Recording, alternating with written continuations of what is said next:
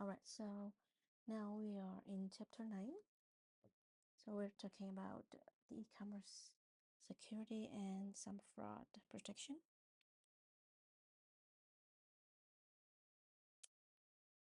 Okay, so let's talk about something that affects all of us every single day. It's the information security.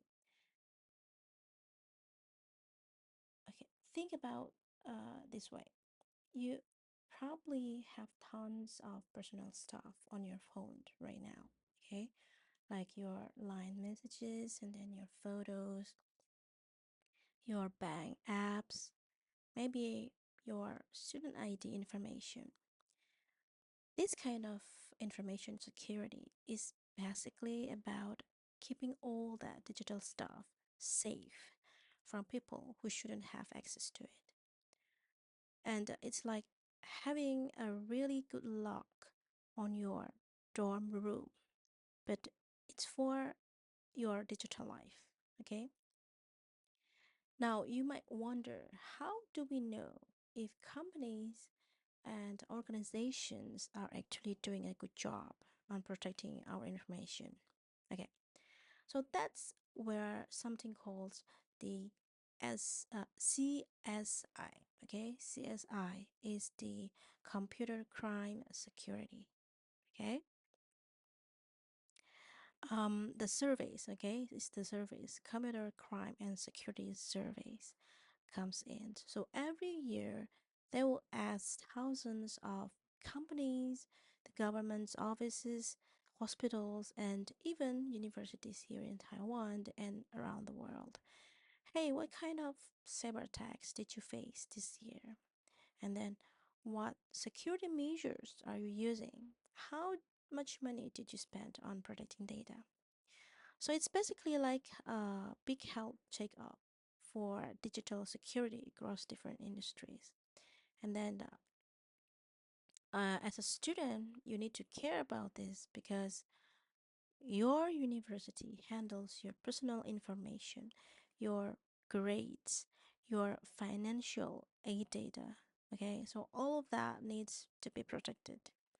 And when you graduate and then start working, whether it's in a tech company in Hsinchu, maybe in a bank in Taipei, or even if you start your own business, you need to understand this kind of information security because it's very crucial. And this kind of surveys, the result will help the organizations to learn from each other's experience and will help them to improve their security measures. So, yeah, it's kind of, helping to make a digital world safer for all of us. Now, let's dive deeper into why information security is such a big deal, you know. Okay, we've talked about protecting your personal data. Well, now, information security actually works on multiple levels. First, there's something called a personal security. It's it's you protecting your own Instagram account, your online banking, and making sure that nobody steals your identity. But then it will scales up to national security. Imagine that if hacker got into Taiwan's power grid system or maybe government database, that could affect millions of people, right? And now, here's what is gets in really interesting. In 2010, in 2012, the security experts were already warning about some major threats that are still huge problems today. Like cyber wars and then uh, cyber espionage, and then cyber crimes, which don't respect broad borders anymore. And the hackers just sitting in one country can easily attack targets in Taiwan or anywhere else in the world with just a laptop and internet connections. So we're seeing uh, two main types of attacks. The first one is called corporate espionage, okay, where the competitors of the foreign agents they try to steal business secrets and then threat the information or technology from Taiwanese companies. Maybe, like TSMC, yeah, or maybe another technology giants here. And then political espionage, okay, where the foreign governments might try to spy on the Taiwan's government's communications or even influence elections through cyber attacks. So, as you can see at the right side of the slide, there's a red warning screen you see, okay? And that's actually in a famous WannaCry ransomware that hit the world in 2017. It affected hospitals, banks, and government systems globally. It's perfect examples of these cyber threats, which can paralyze the entire organizations and even threatens people's lives when hospital systems go down. So this is why I understand information security is not just about protecting your Facebook account. It's about protecting our entire digital society. Okay, now everyone, this chart is like a worry list that business executives were losing sleep over back in 2011.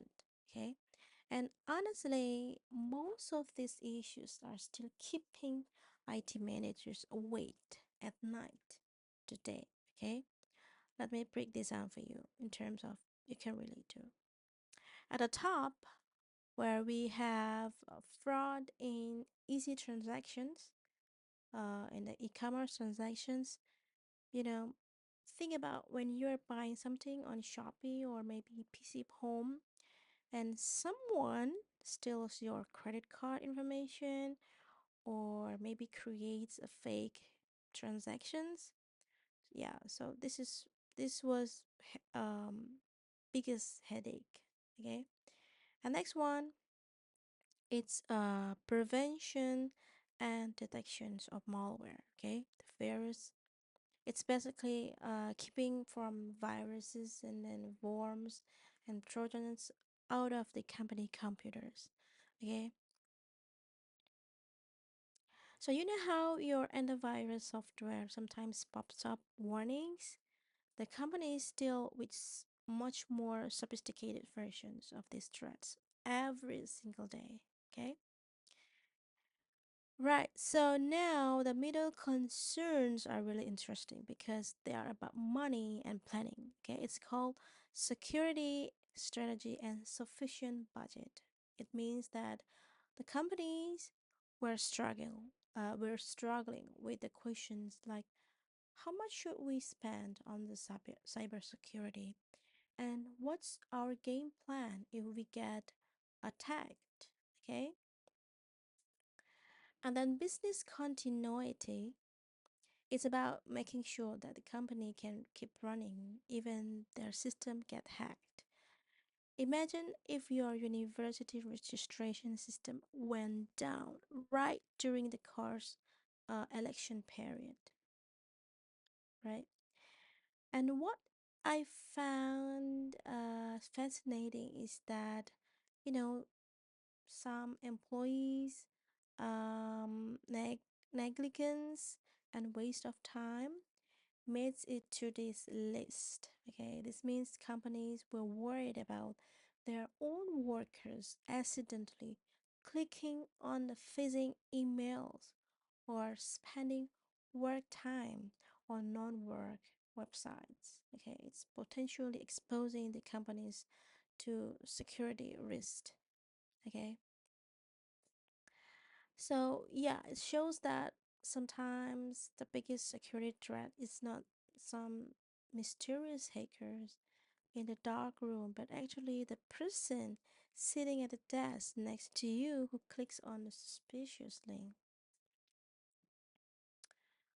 Okay, now let's talk about why the internet is actually quite vulnerable by design. It's like we built a huge city but forgot to put proper locks on the doors. Okay, the biggest issues comes from something called the domain name system or DNS. Think of DNS as the internet's phone book, where you type facebook.com into your browsers, and then the DNS will translate that friendly name into a numeric IP address. Okay, for example, 157 dot 240 dot something something. Okay, so your computers know exactly where to find Facebook servers. Okay, and every device connected to internet has its own unique IP address, just like every building has a unique street address. So here's the problem. This system was designed back in 1970s, yeah, around 1970s and 80s, when the internet was just a small network connecting universities and research institutions. Okay, back then everyone trusted everyone else. Okay, that never imagined billions of people would be using it, including criminals, right? So the DNS was not built with strong security features. It's relatively easy for hackers to mess with this translation and read directly to a fake website. So imagine if someone could change all the street signs in Taipei to point to the wrong buildings. That's in essentially what DNS attack can do to internet traffic. And the second major um, drivers is what we call the shift to profit induced crime. Okay, so in the early days, most hackers were just curious teenagers or researchers trying to prove a point. They were like digital gravity artists. But now, cybercrime has become a multi-billion dollars industry. And today's hackers are, it's more organized criminals who see your personal data and then your parents' bank account and even your university research data where to make serious money. So they're not just causing mischief anymore. They are running sophisticated business built on stealing and selling information. And this kind of shift from hacking for fun to hacking for profit has made the cyber attacks much more dangerous and persistent. Okay, now these slides really show us the dark side of the digital world. Okay, there's literally an internet underground economy. Okay, so it's like a black market, but instead of selling fake designer bags, they are selling your personal information. Okay, we're talking about thousands of illegal websites where criminals buy and sell credit cards number, social security numbers, bank account details, and even your social media password. So it's like there's a whole parallel internet where your stolen data gets traded like commodities. It's scary, right? And one of the sneakiest method they use is called keystroke logging, okay, or key logging.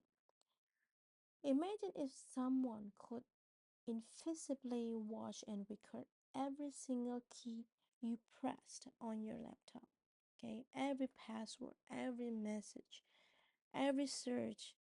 That's exactly what keyloggers do, okay? And hackers can secretly install these programs on your computers, and then they know everything you type.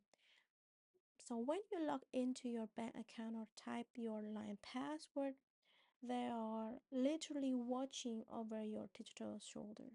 Okay. Okay, so what makes e-commerce security so tricky nowadays? It's called a dynamic nature of e-commerce systems and the role of insiders.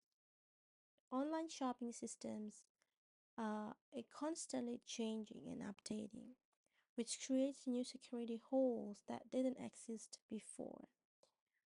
Plus, sometimes the biggest threat is not some external hackers. It's the actually someone who already work inside the company. An employee with the legitimate access to customer data could easily steal it or sell it, right? So this creates what we call the computer security strategy dilemma.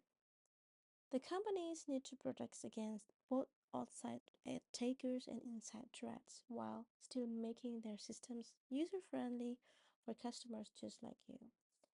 And it's like, trying to build a house that keeps burglar out but also allows pizza delivery. Okay, finding that balance is incredibly challenging. Okay, now let's talk about the basic e-commerce security issues and landscape. Let's get our basics vocabulary straight because these terms are going to pop up everywhere in the business world, okay? Think of it as your essential e-commerce security dictionary that you will actually need when you graduate and start working. First up is business continuity plan. This is basically a company survival guide for when things go horribly wrong.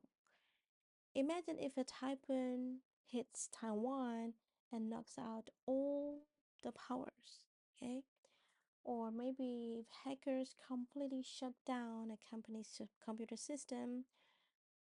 A good business continuity plan is like having a detailed emergency kit that says, okay, if our main servers go down, we will switch to these backup servers. If our Taipei office cannot operate, our Kaohsiung team will take over these functions. Okay? Every department should know exactly what to do to keep the business running, even during a crisis. So it's like having a fire drill, but for your entire business operations. Okay? Now let's talk about a cybercrime. Okay? So cybercrime refers to any intentional illegal activity that happens on or through the internet. This could be anything from stealing credit card numbers to spreading computer viruses to cyberbullying. Okay? And then a cyber criminal. Okay, it's simply, the person who commits these crimes. Okay, so here's the difference. The cybercrime is the actions, and then the cyber criminal is the person doing it. So when you read news about someone hacking into a bank system to steal money, that's cybercrime, and then the hackers is the cyber criminal. Okay, so these are not just abstract concepts. Taiwan becomes more digitally connected, so you need to understand this kind of terms. It will help you to protect yourselves and whatever company you end up working for after graduation. Now let's dive into these four key security threats that every business owners and customer needs to understand. Okay, first, the exposure. It's basically about calculating risk. It's the potential cost or damage a company might face if the security weaken. weakness gets exploited. And if your university's student database got hacked, the exposure would include the cost of notifying all the students, a potential lawsuit, and then damage to the school's reputation and money spent to fix the security hole. So the companies need to estimate this cost to decide how much they should invest in the security measures. Okay, and then the fraud. Okay, it's when someone uses sneaky, dishonest methods to steal money, property, or rights from the others. In Taiwan, you've probably seen news about people getting tricked into transferring money to fake online sellers or scammers pretending to be government officials asking for personal information. That's all fraud. Okay. And the next one is called malware, malicious software. It's the umbrella term for any malicious software designed to harm your computers or steal your data. This includes viruses that corrupt your files, spyware that watches what you do online, and ransomware that locks up your computer until you pay money to unlock it. Okay, and finally, phishing. Okay, it's one of the most common tricks cyber criminals use, and you've probably encountered it without realizing it. It's when criminals pretend to be legitimate companies or organizations to steal your personal information. Have you ever received a suspicious email claiming uh, to be from your bank, asking you to verify your account by clicking a link? That's called phishing. They create a fake websites that look exactly like the real thing. A fake Huotai Peng login page, a fake government tax website, or even a fake university portal to trick you into entering your username, password, or even your credit card information. The keyword here is impersonation. Okay, impersonation. They are basically digital con artists wearing digital masks. Okay, now the next one. Okay, the next one is wrist. Okay, wrist in risk in cybersecurity is not just a vague word. It's actually the mathematical probability that someone will discover and exploit a security weakness in a system. If okay, think it this way: if your door has a broken lock, the risk is not just that it might get broken into, but the actual likelihood that someone will notice the broken lock and take advantage of it, right? So the companies will spend a lot of time calculating this probability to decide where to focus their security efforts first. And then the social engineering. Social engineering is absolutely fascinating because it's not really about technology at all. It's about manipulating people, okay? So instead of trying to hack into a computer system with complex code, the social engineers just trick the humans into giving them what they want. Okay, it's just a classic example. Someone calls your university IT department pretending to be professor who forgot their password and needs urgent access to the grading system. They might say something like, okay, I'm Professor Chen from the engineering department and I need to submit grades by 5 p.m. or my student will miss the graduation. Okay.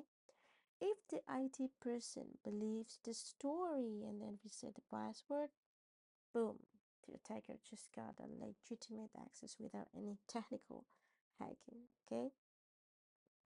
It's basically psychological manipulation in the digital age. And finally, yeah, we still have a spam. Yeah, you all know this one, right? It's just a digital version of junk mail that's used to fill up your physical mailbox. But here's why it's a security issues actually for this spam. Spam emails are often used to deliver malware, phishing attempts, or maybe social engineering attacks. So while that email promising you like easy money working from home might seem harmless, it could actually be the gateway for more serious security threats. Okay, so the key is that spam is not just annoying, it's often the first step to the more sophisticated cyber attacks. The next one is vulnerability. Okay, the vulnerability is basically any weakness or flaw in the software. Okay, and the hardware, or even organizational procedures that could be exploited by the attackers.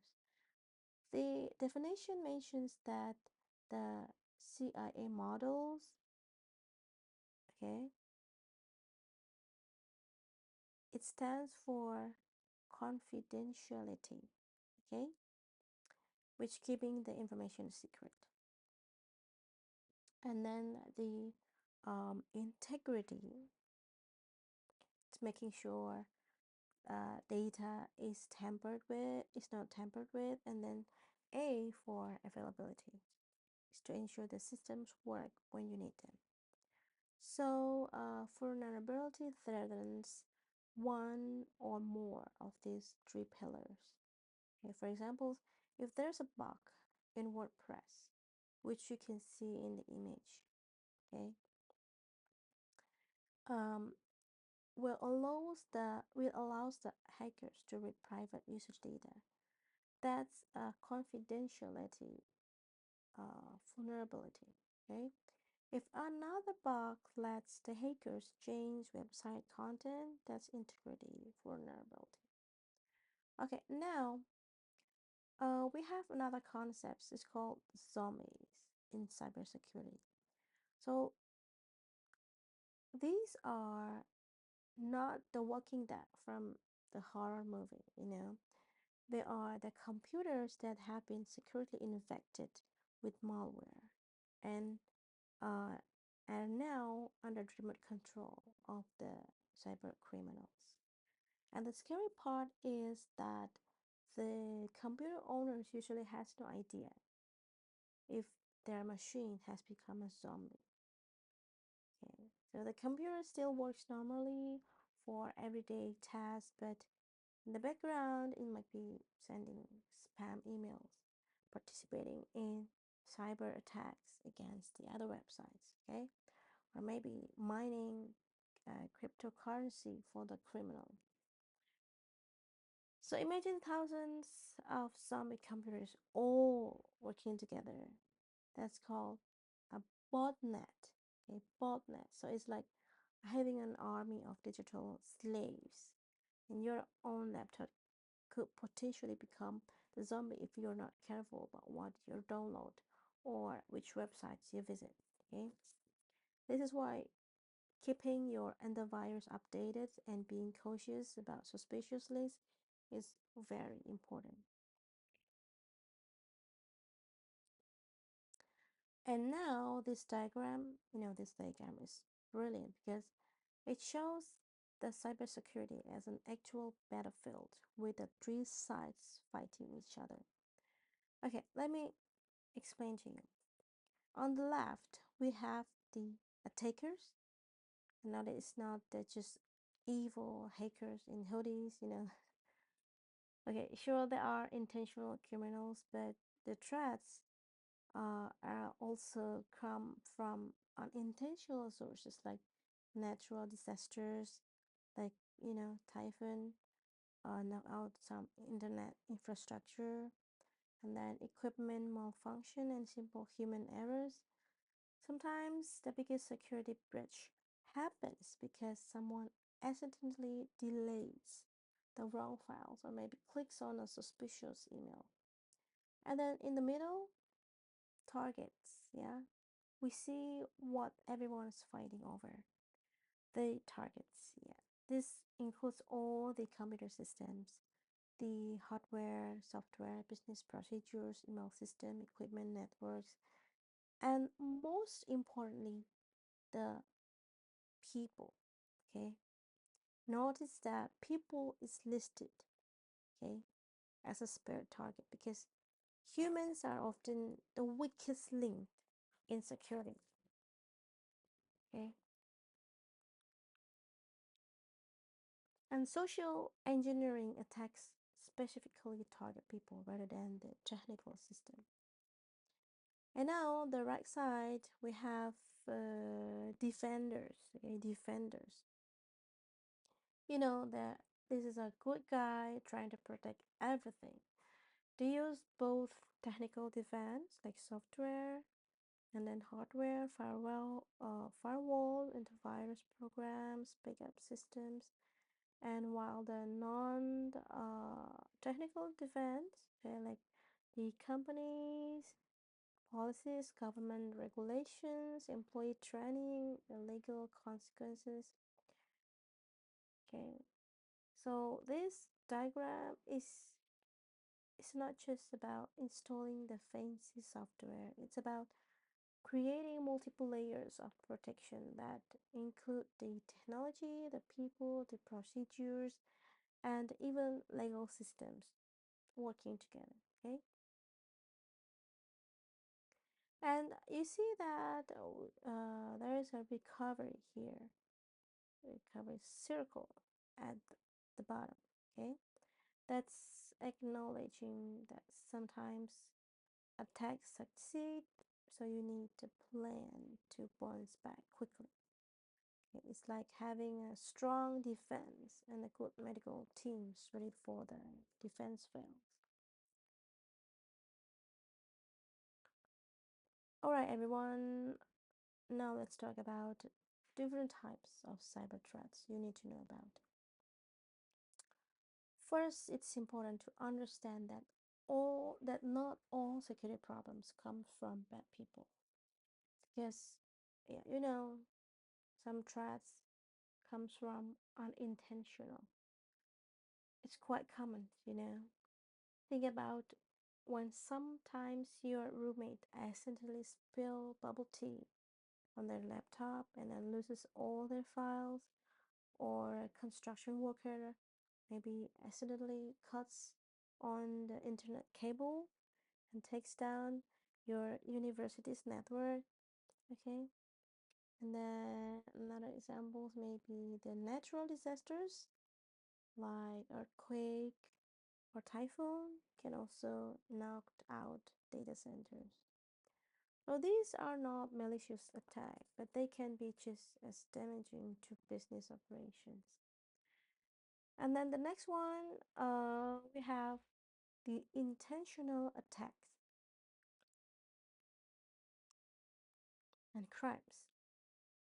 These are the deliberate. It's a planned cyber attacks that makes headlines.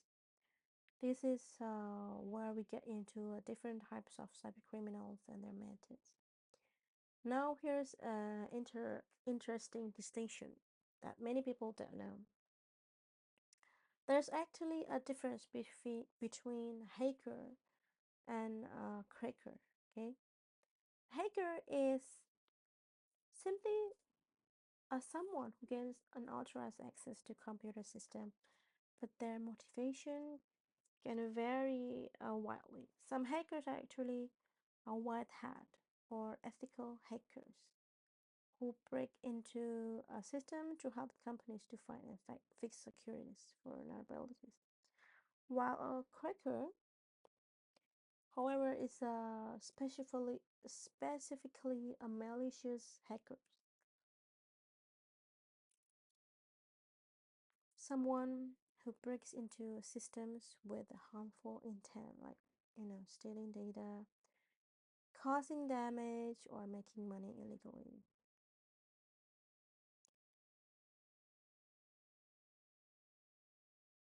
And Maxwell is examples of a cracker who represents a serious corporate threat.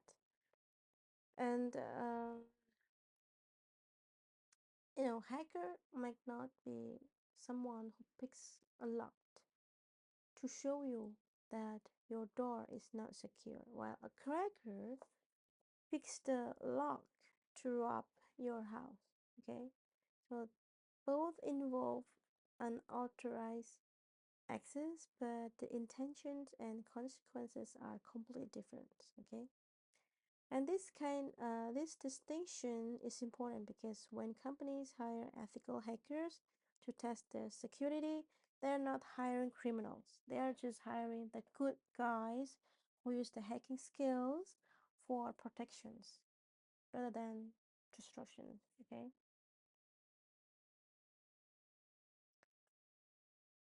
Okay. Now let's talk about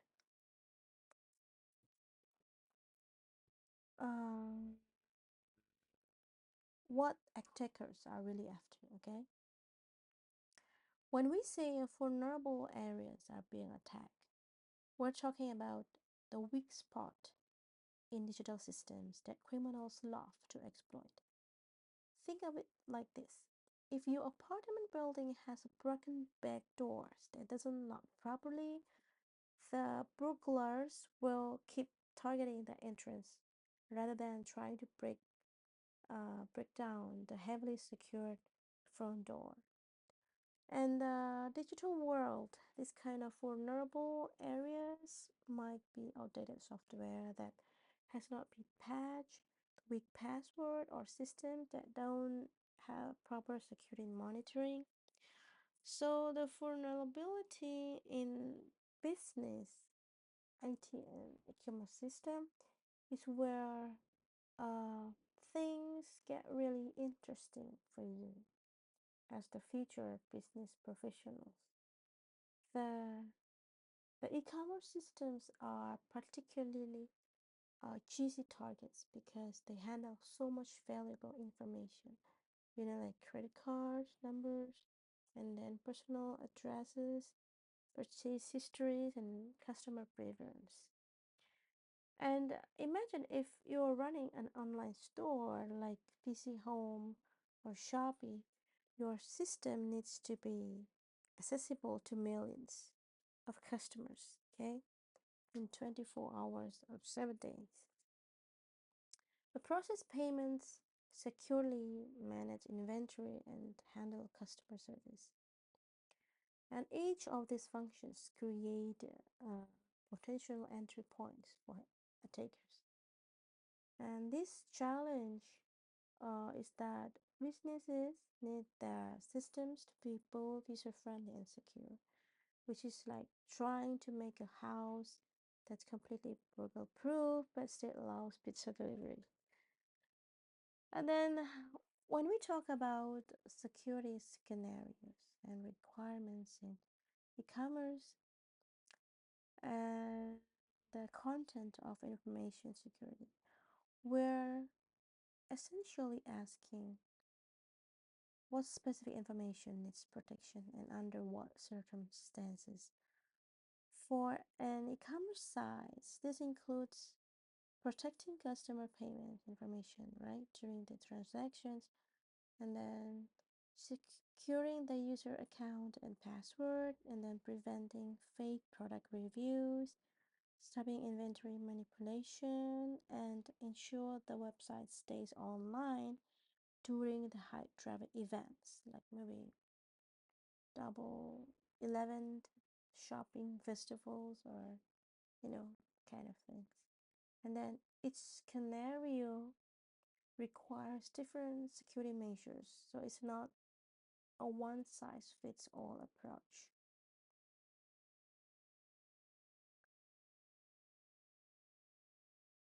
Now we're getting into the core security requirements that every e-commerce system absolutely must have. Okay, so think of this as a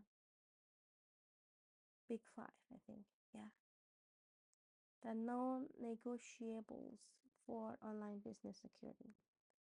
The first one is authentication. It's basically the digital equivalent of checking someone's ID card. And the system needs to verify that you are actually who you claim to be.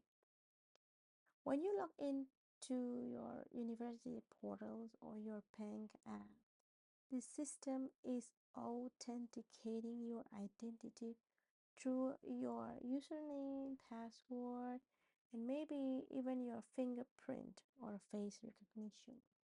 So once the system knows who you are, it comes next one.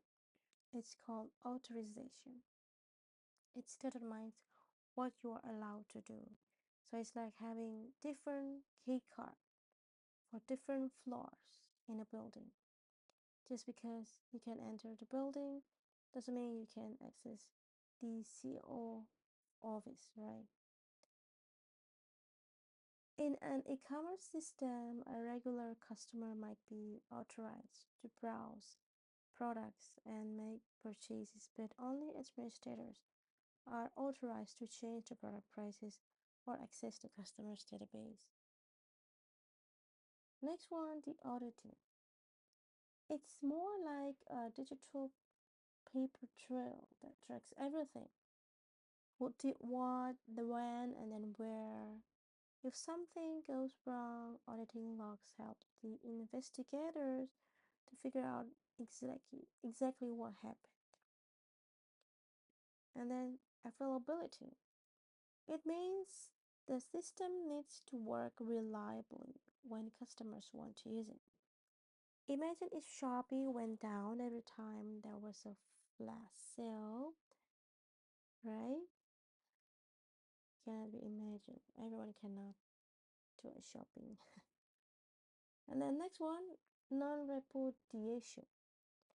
It's kind of fancy term for making sure that people cannot lie about their actions later.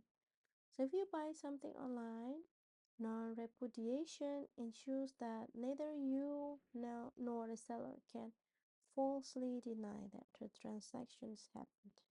So it's like having a digital receipt that both parties cannot dispute. This is especially important for business to business transactions where millions of dollars might be involved. Both the companies need ironclad proof of what agreed upon what was delivered.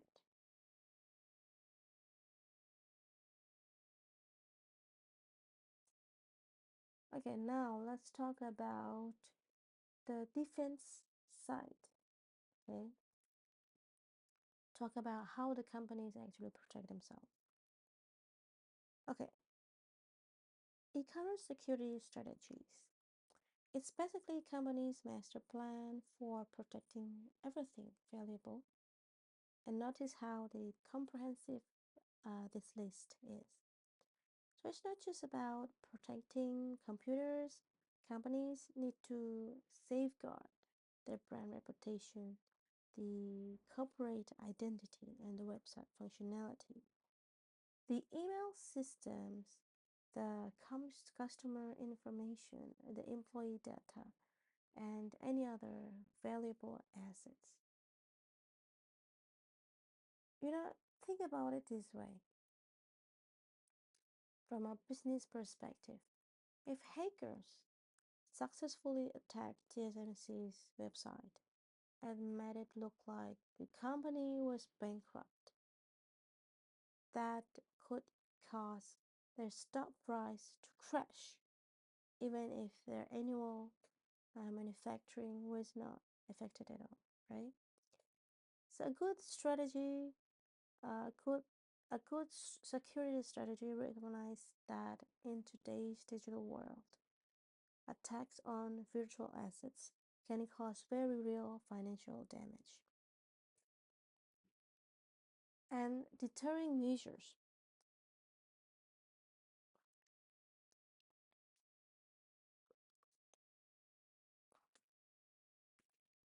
This is where the psychology meets the cybersecurity, and it's actually quite fascinating. The goal here is to make potential attackers think twice before even trying to break into your system.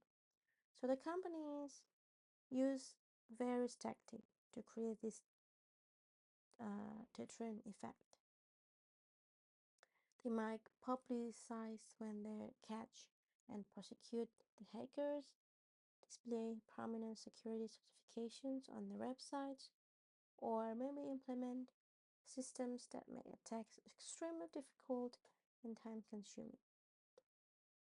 The example given about losing a job for insiders is particularly uh, interesting because it addresses the insider threat we discussed earlier.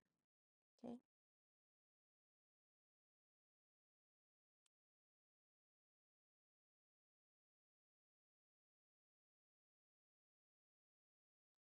Now we're getting into nitty gritty of how companies actually defend their systems using a three-layered approach.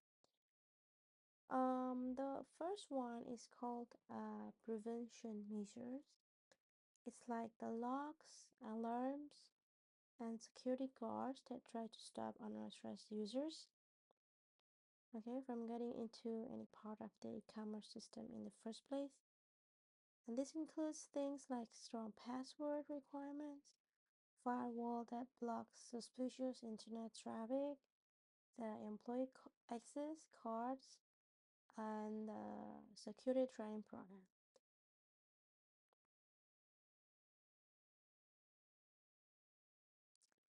And now let's talk about detection measures. These are like having security cameras and motion sensors that can tell you if someone managed to break through your defense. And the detection system monitor traffic, the network traffic, can track the user behavior and look for unusual patterns that might indicate an attack is happening. Next one, we have information assurance. It's the most comprehensive approach. It's like having a complete security ecosystem that protects the information throughout its entire life cycle. And this means that protecting data when it's just sitting in storage, when it's being processed, or when it's moving around.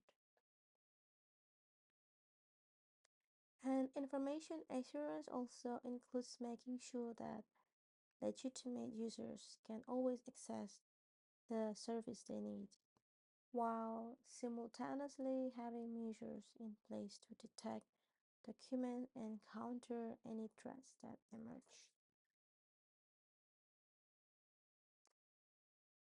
This is the technical attack methods, okay, from virus, virus, to denial of service. Okay,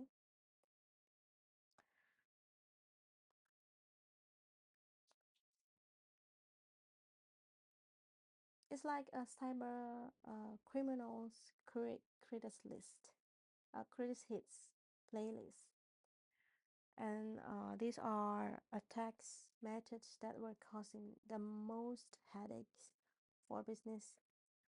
First, we have malware, okay, and then unauthorized access.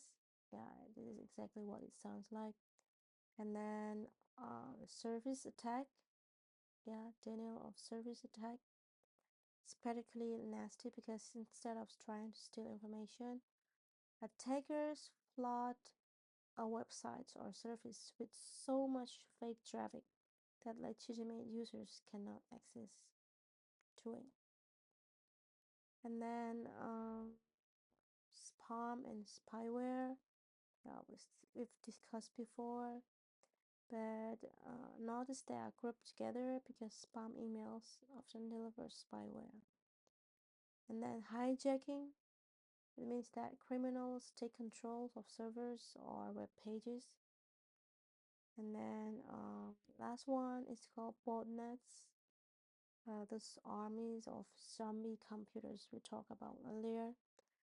And it's quite fascinating that this ranking shows us that while Hollywood loves to focus on dramatic hacking scenes, the reality is that basic malware infection were actually the biggest practical concern for the businesses. Now let's talk about some technical attack methods. Okay.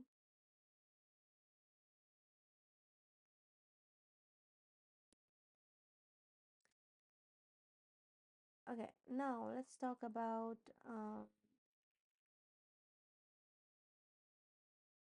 malicious code. Okay, malicious code.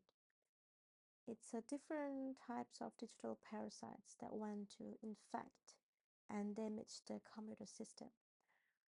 The three main types, like virus, worms, and Trojan horses, each have their own sneaky strategies, kind of like how different disease spreads in different ways.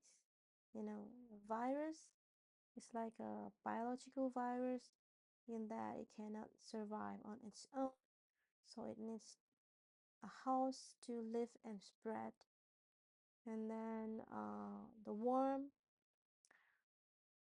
on the other hand, a worm is much more independent and frankly more terrifying, because it's unlike viruses.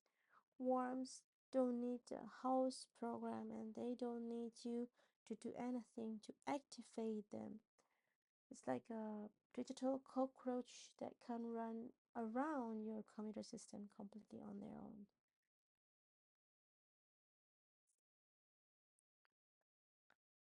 So, how a computer virus can be spread? Okay, this diagram perfectly shows how computer viruses work, and the biological virus analogy is spot on.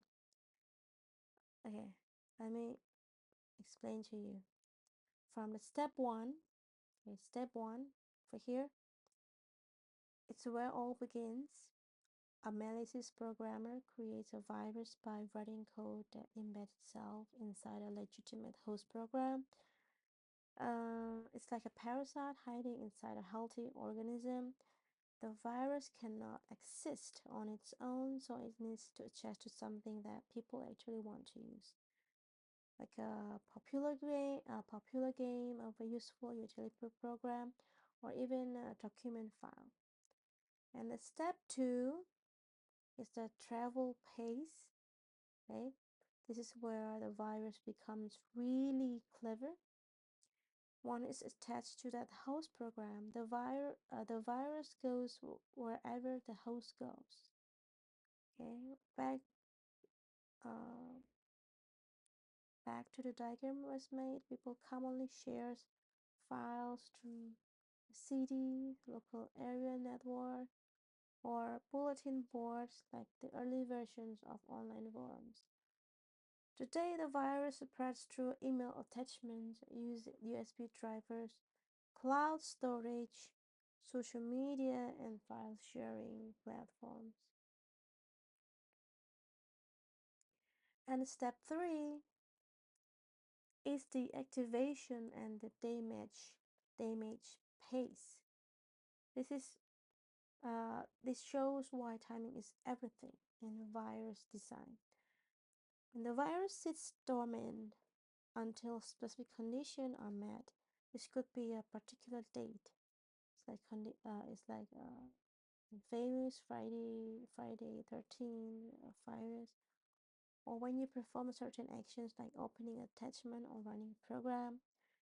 Some viruses are designed to be pranks just that just display silly messages like "Have a nice day" or maybe another message, uh, "Have you eaten today?" While the others are designed to be destructive, okay, and maybe can delete your files, steal your password, or corrupt your entire system. Okay, so yeah, you might have not only infected thousands of other people. All right, now let's continue exploring malicious code with some more sophisticated and targeted attack methods, which is called microviruses, okay, or also called microworms, which is particularly sneaky because they hide inside the documents that looks completely legitimate. You know how the Microsoft Word or the Excel files can contain macros? Those little automated scripts that can perform tasks like formatting or calculations. Well, the cyber criminals can create malicious macros that execute the harmful code when you open the document or run a specific procedure. So imagine receiving what appears to be a normal Word document about, yeah, for example, final exam schedule form from a classmate, but when you open it, a hidden macro virus activates and starts infecting other documents on your computers, or even sending the copies of itself to everyone in your email contacts. And then the next one is called Trojan horse. Okay, Trojan horse. These are the master manipulators of the malware world. They are basically programs dis- disguised in the sheep's clothing. And the Trojan appears to be useful, legitimate program that you actually want to download and use. Maybe it looks like a cool photo editing app and then a helpful system optimizer on even a popular game. But hidden inside the seemingly beneficial software is malicious code that creates security risks on your computers. And the genius of the Trojans is that they trick you into voluntarily installing them because you think you are getting something valuable. So, unlike virus, the Trojans don't replicate themselves. They rely entirely on social engineering to get people to install them willingly. All right, the next one is called banking Trojan. So banking Trojan are a specialized and particularly dangerous type of Trojan that specifically targets your financial information. These activate when you visit banking websites or e-commerce sites like online shopping platforms. The Trojan can steal your login credentials and then capture your credit card information or even modify web pages in real time to trick you into entering additional personal information. So imagine visiting your real bank's website, but the banking Trojan secretly displays the fake pop ups asking for your mother's maiden name or your ATM PIN, those kind of information that legitimate banks would never request online. Okay, this is why many banks in Taiwan now use additional security measures like the SMS verification codes and why they constantly warn their customers about phishing attempts. Okay, now let's talk about two attacks methods that work completely different from the malware we've been discussing. It's called a denial of service or DOS attacks. It's like digital traffic jams created on purpose.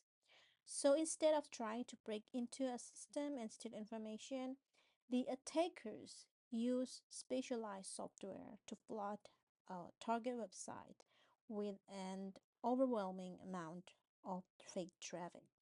So imagine thousands of requests hitting a server every second. So it's like having 10,000 people simultaneously trying to enter a single door at the same time. Nobody can get through, right? The goal is not to steal the data, but to completely overwhelm the server's resource.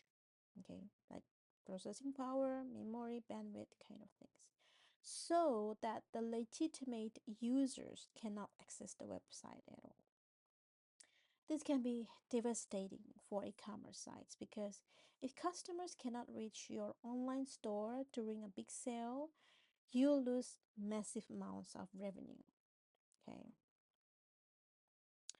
All right. So next, about the page hijacking.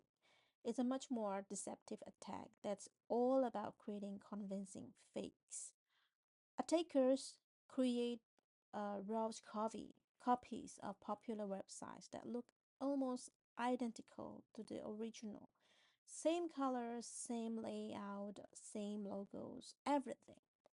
And these fake sites are designed to fool the web crawlers, the index websites, and redirect unsuspecting users to malicious websites instead of the legitimate ones they were trying to visit. So, for example, an attacker might create a fake version of things, but when you enter your student ID and password, instead of logging you into the real system, you're actually giving your credentials directly to cyber criminals. So, what makes page hijacking particularly dangerous is that the users often don't realize they're on a fake site until it's too late. The URL might be slightly different, like, you know, for example, cycu.com. So instead of the real uh, sorry, uh, the URL slightly different. For example, 中原 university.com. So instead of the real one, cycu dot edu dot tw. Okay, but if you're not paying attention to that, you might be not notice it, right? So this is why it's always important to double check the URLs, especially when entering sensitive information like password, credit card details. Okay.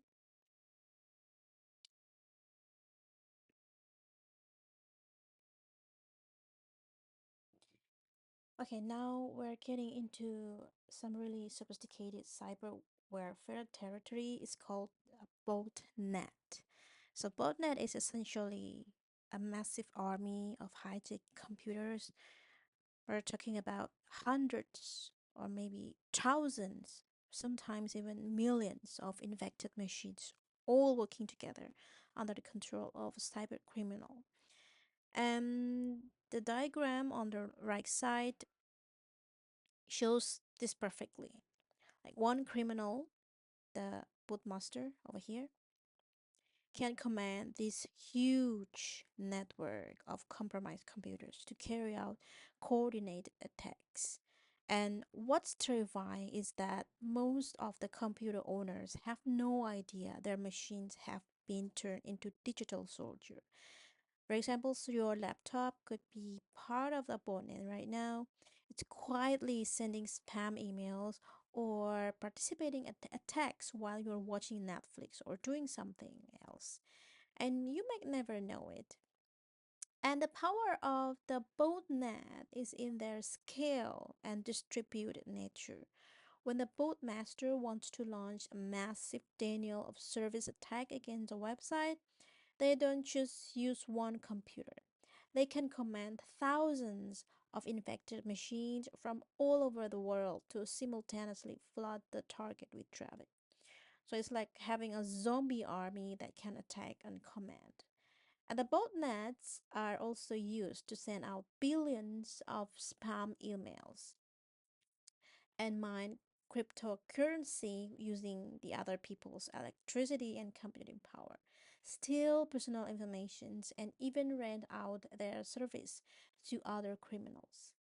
There's literally a whole underground economy built around the botnet services. Okay, now next one is called malvertising. Okay, it's newer and particularly sneaky attacks methods that combines the malware and advertising. So the criminals place the malicious code inside seemingly legitimate online advertisement that appears on popular websites. And the scary part is that you don't even need to click on these ads to get infected. Sometimes just visiting a website that displays a malicious ad is enough to compromise your computer. This is especially dangerous because these malicious ads can appear on trusted, well known websites that you visit regularly. So, even you are being careful about which links you click, you could still get infected just by browsing normally. So, it's like having poisons hidden inside what looks like regular food at restaurants you trust. Okay, next one, we will talk about non technical methods from phishing to spam. And this diagram shows the complete criminal supply chain of how social engineering attacks work from start to finish. It's like a roadmap of cybercrime. Okay, so step one is where the fissure here, the foot soldier of cybercrime, use various phishing methods to target the victims. Okay, and this could be fake emails pretending to be from your bank, and then bogus text message claiming your package delivery failed, or maybe fake websites that look like legitimate login pages. Okay, and then and three step two and three shows the harvest. So when victims fall for these tricks, they unknowingly hand over their confidential and sensitive information like password, credit card numbers, social security numbers, or bank account details. The fishers collect all this valuable data like digital pirates scattering the treasure, okay? And then here's where it gets really organized. The step 4A and step 4B shows these are actually two different criminal career paths. Some fishers become direct criminals who use the stolen information themselves to commit financial fraud and crimes. They might directly steal money from your bank account or make fraudulent purchases with your credit card. But the other features operate more like digital wholesaler. Okay, they take all the stolen information, and then step five shows them selling it underground e-market on the dark web. These are illegal. These are like illegal Amazon marketplace where criminals buy and sell stolen data in bulk. And your credit card information might be sold to one criminal, and then your email password to another, and your personal identity details to a third criminal. This explains why sometimes you might discover multiple different types of fraud happening to you simultaneously. It's because different criminals pull different pieces of information from the same data program. And what's particularly scary is that this creates a sustainability of the criminal economy where stealing personal information has become a profitable, organized business rather than just random individual crimes.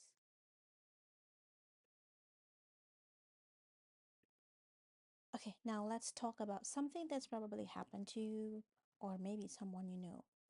Those sneaky online scams that don't use fancy computers hacking, but instead try to trick people through a clever psychology.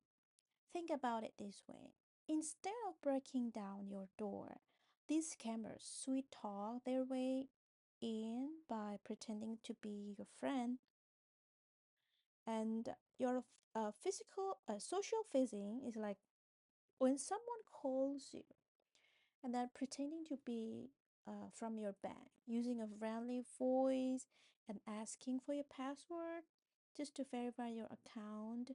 They've gotten super sophisticated too. They might create a fake website that look exactly like the real Facebook or your university portal, and then send you the urgent messages saying your account will be deleted unless you log in right now. Okay, and then there's identity theft, which is basically when the criminals steal your personal information like your ID number, your birthday, or bank detail, and then pretend to be you to steal the money or commit crimes in your name. So it's like someone wearing a mask of your face to rob a bank. And the scary part is they can do all of this damage without touching a single computer. They just need to be good at lying and manipulation, which unfortunately some people are really, really good at it. And this is how the phishing actually works. It's like a digital trap, actually, and that's way more clever than you might think. So let's imagine this scenario. You're browsing the internet normally, okay? And then maybe just checking the news or social media when a hacker has secretly planted a malicious link on the legitimate website you trust. This is the step one, okay, where they set their trap.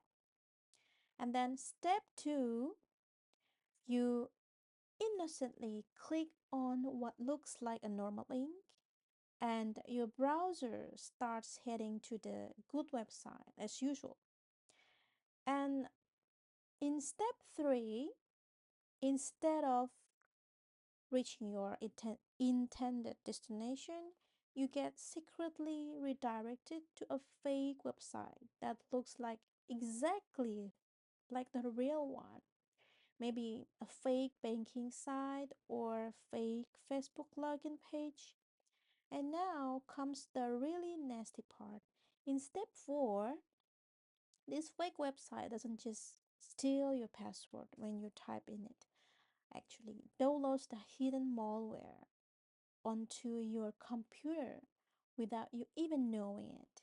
Okay, and then step five shows how this malware gets installed silently in the background while you're still thinking you're just logging into a normal website. And finally, this malware starts secretly sending all your private information, like your password, bank details, personal files, directly back to the hacker. The scary thing is, from your perspective, it might have seemed like just a normal login that didn't work, but actually, your entire digital life has been compromised. This is why we always tell you to double check the URLs and never click suspicious link even on websites you trust.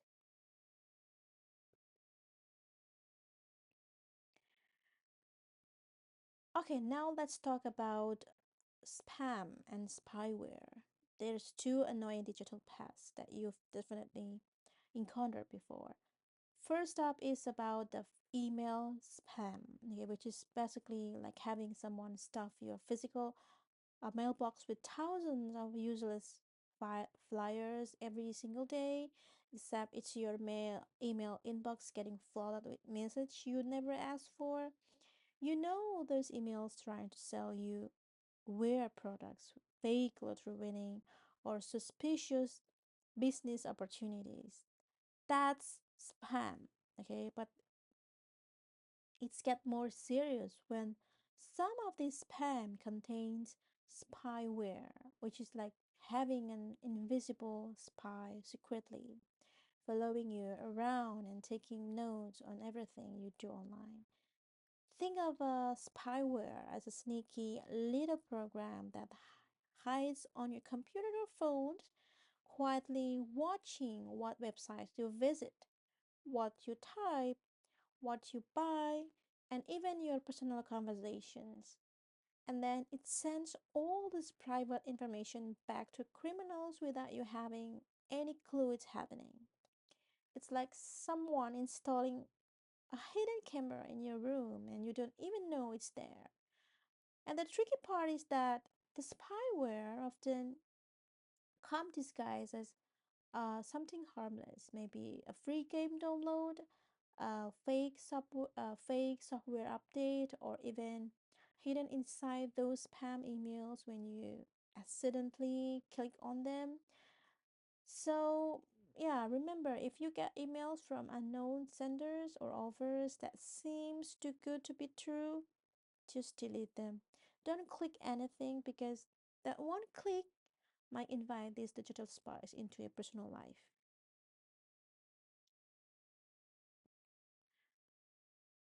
Hey, the next one is called social network makes social engineering easy. Okay, you know, um,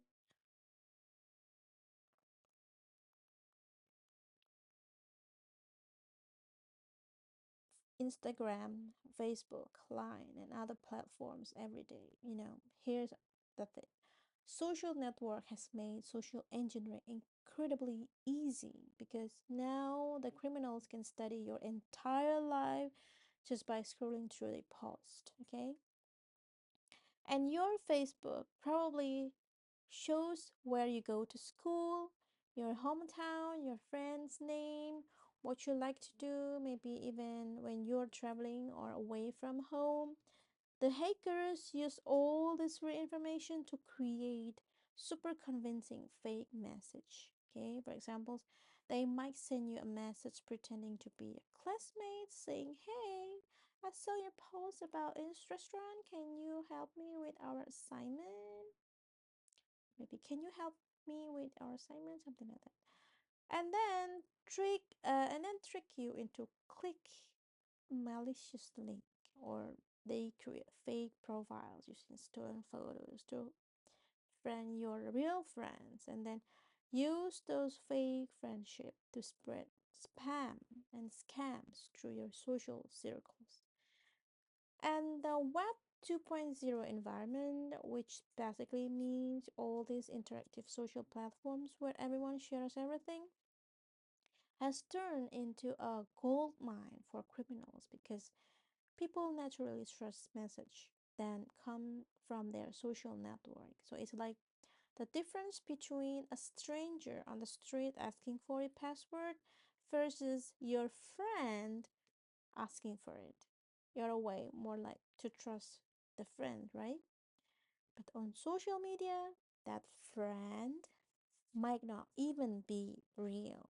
So always double check who's really message you, especially if they're asking for personal information or money, even if their profile looks familiar.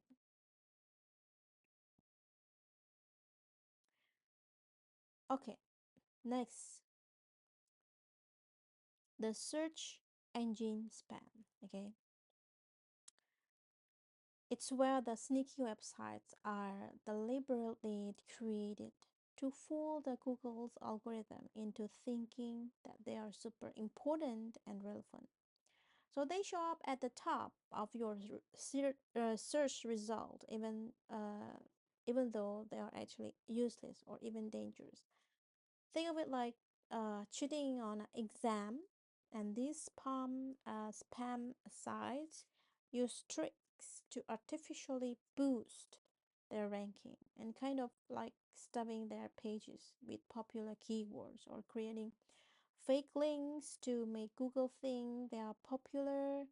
And then they are splogs, which basically short for spam blogs.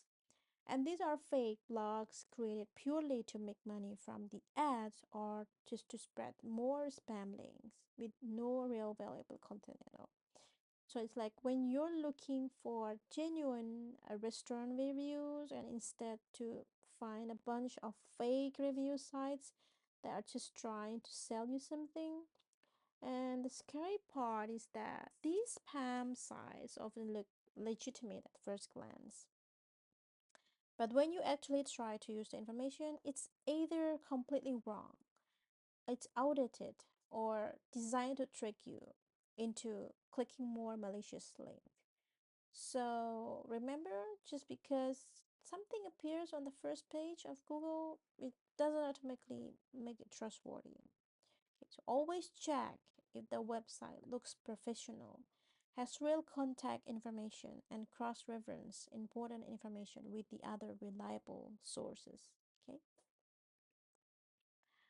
Okay. Now let's talk about the data breaches. Okay, something that's unfortunately become as common as traffic accidents these days and just as serious. Okay, and data breach is basically when someone breaks into a company's digital vault and steals all the personal information they're supposed to keep safe, like a burglar breaking into bank safety deposit box. Except instead of stealing jewelry and cash, they're stealing your personal data like password, credit card numbers, ID numbers, and private message. It's really a frustrating part is that it often happens without you doing anything wrong. You could be super careful with your own cybersecurity, but then suddenly you get an email saying, "Sorry, hackers broke into our system and stole your information." Okay? So remember when Facebook had that massive data breach affecting millions of users? Or when the Yahoo got hacked and billions of accounts were compromised? So this breach happened when companies don't have strong enough of security measures, or when their employees suddenly let hackers in, or sometimes when the hackers are just really sophisticated. Okay. Okay, the next one is talk about the information assurance model and defense strategy. Okay, so let me introduce you into a CIA security triad. Okay, so CIA stands for confidentially, confidentiality, integrity, and availability, which are like three pillars that holds up by the internet security. And confidentiality it's like, having a private diary with a really good lock. Okay, it means that keeping your personal information secret, so only the people who are supposed to see it, it can actually see it. Okay, and then the next one is the integrity and availability. Okay,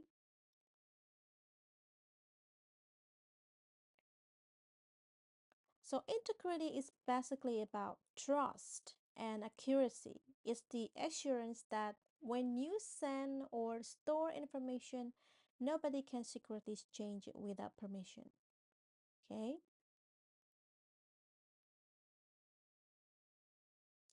And then the availability is all about making sure that when you need to access to something, it's actually there and working properly. Okay?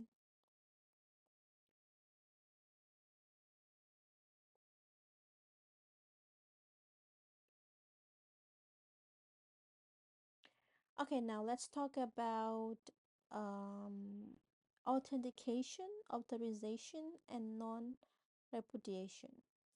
Okay. It's, these three works together. It's like a three-step security checkpoint. The authentication is like checking someone's ID at the door, like asking questions like, "Are you really who you say you are?" And then the authorization is like checking their visitor pass. Okay, you are. Okay, now you are who you are. You say you are, but what are you allowed to do here? Okay, is the authorizations, and then the non repudiation is like having the security cameras and signed locks. Okay,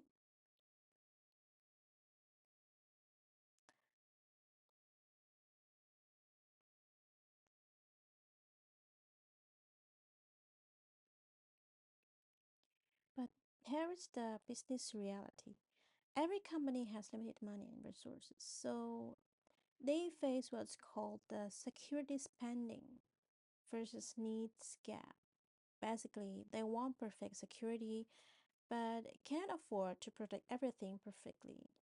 This is where the vulnerability assessment comes in, which is like hiring a professional security consultant to walk through your building and make a list of all the weak points. And when your backdoor lock is broken, your window don't have alarms, and your safe is visible from the street. The company used this process to identify, quantify, and prioritize their vulnerabilities so they can spend their security budget on protecting the most important stuff first. So it's like facing broken doors lock before worrying about adding extra cameras in the parking lot. And yeah, you tackle the biggest risk that could cause the most damage first, and then work your way down the list that as your budget allows. Okay, now let's talk about how the e-commerce companies like PC Home, Shopee, or Momo actually protect themselves and their customers. Okay, so regulatory box is about following the government rules and keeping hackers out of the system itself. It's like having really strong locks on all doors and windows on the store.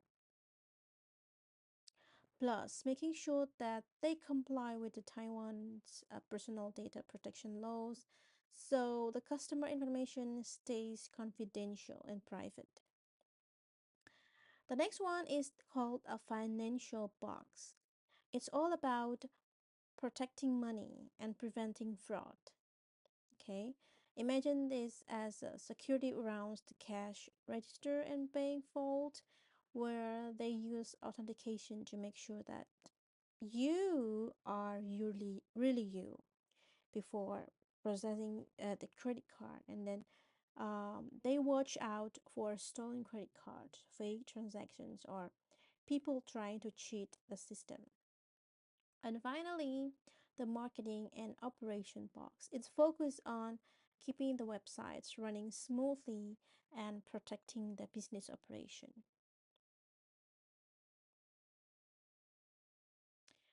Okay, now there are two important concepts that company use to keep their system secure. Okay, first up is the penetration test. Okay, this is basically when the company hires professional, yeah, to try a good guy hackers to try to break into their own system on purpose. Okay, so these ethical hackers will try everything, using emails, malware, trying to guess password, even attempting to physically sneak into the building.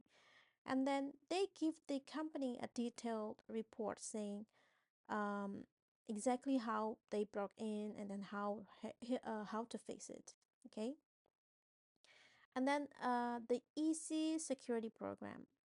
It's like creating a comprehensive instruction manual for the cybersecurity. It all includes the rules, procedures, training programs, software tool, and even personal guidelines that work together to protect the company's information and ability to do the business. Okay. And next one is called computer security incident management. It's basically like having a well-trained emergency response team for when things go wrong in the cyberspace.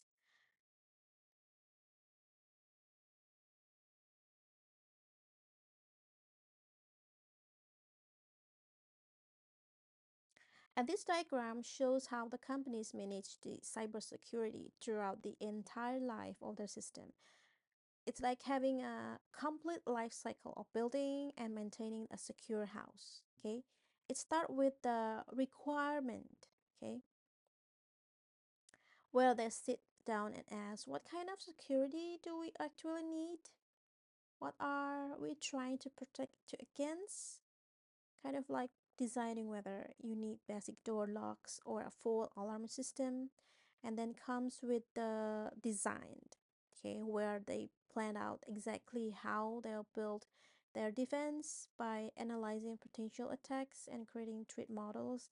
So it's like architects drawing the blueprints that show where to put the security camera, motion sensors, and reinforced door. And then the next one is the implementation, okay, implementation, where they actually build and install all the security tools and system they designed. The next one is the verification stage. It's super important because this is where they test everything to make sure it actually works. And then comes release, where they launch the system but also create detailed incident response plan and do security reviews. It's basically preparing for what do we do when something goes wrong.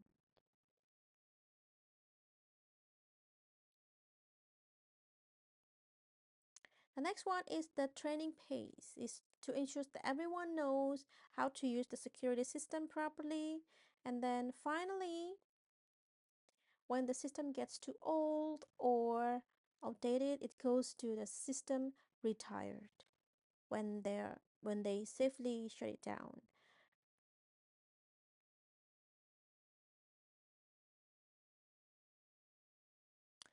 Okay, now let's talk about the defensive side of the e-commerce security. Basically, all the ways companies protect themselves from the cyber threats we've been discussing. Think of it as building a multi layered fortress around an online business. So, first, they need to defend access to their computing system, data flow, and transactions. This is like having really strong gates and checkpoints that verify who's allowed to enter and what they're allowed to do once they're inside. And then there's defending the actual networks, which is like protecting all the roads and communication line that connects different part of the business. It makes sure that the hackers cannot intercept data as it travels between servers. So they also implement general administrative and application control, which is like having detailed rules, procedures, and automated systems that govern how everything operates. Okay. And then a huge part of the modern defense is the protection against the social engineering and fraud. Because remember, many attacks target the human element rather than just the technology. So the companies also need the disaster preparation and business continuity plans. Basically, what do we do if everything goes wrong, along with risk management strategies that help with them prioritize what to protect first.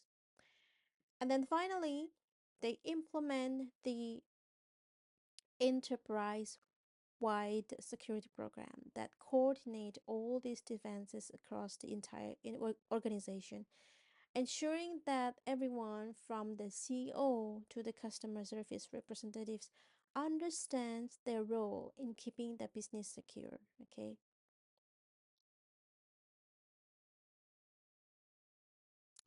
now the next part, let's talk about the defense 1, 2, and 3.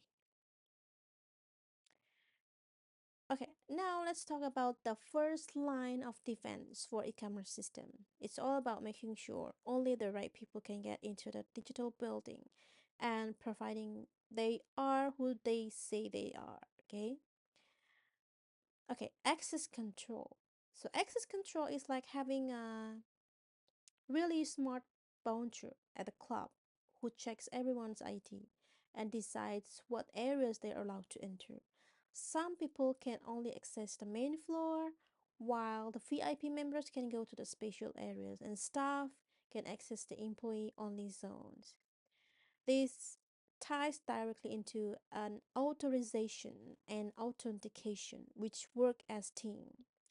The authentication as who are you, while the authorization as what are you allowed to do. Okay, so it's like showing your student ID to prove that you're really student. Okay, it's the authentication, and then that ID will determine whether you can access the library, the lab, or the faculty office. Now here's what it's kept really cool: the biometric control. Okay, and biometric system.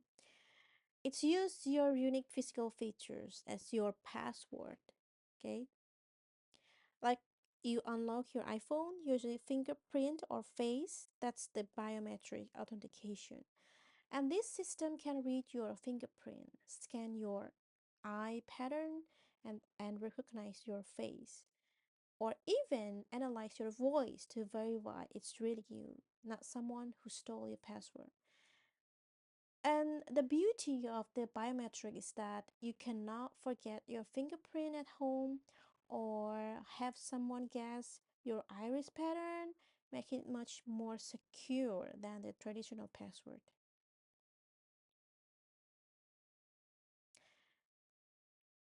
Okay, okay, now talk about the encryption. Encryption is basically creating a secret code that scrambles your message. So truly that even if a hacker intercepts it, they cannot understand what it says without a special key to unscramble it. Okay,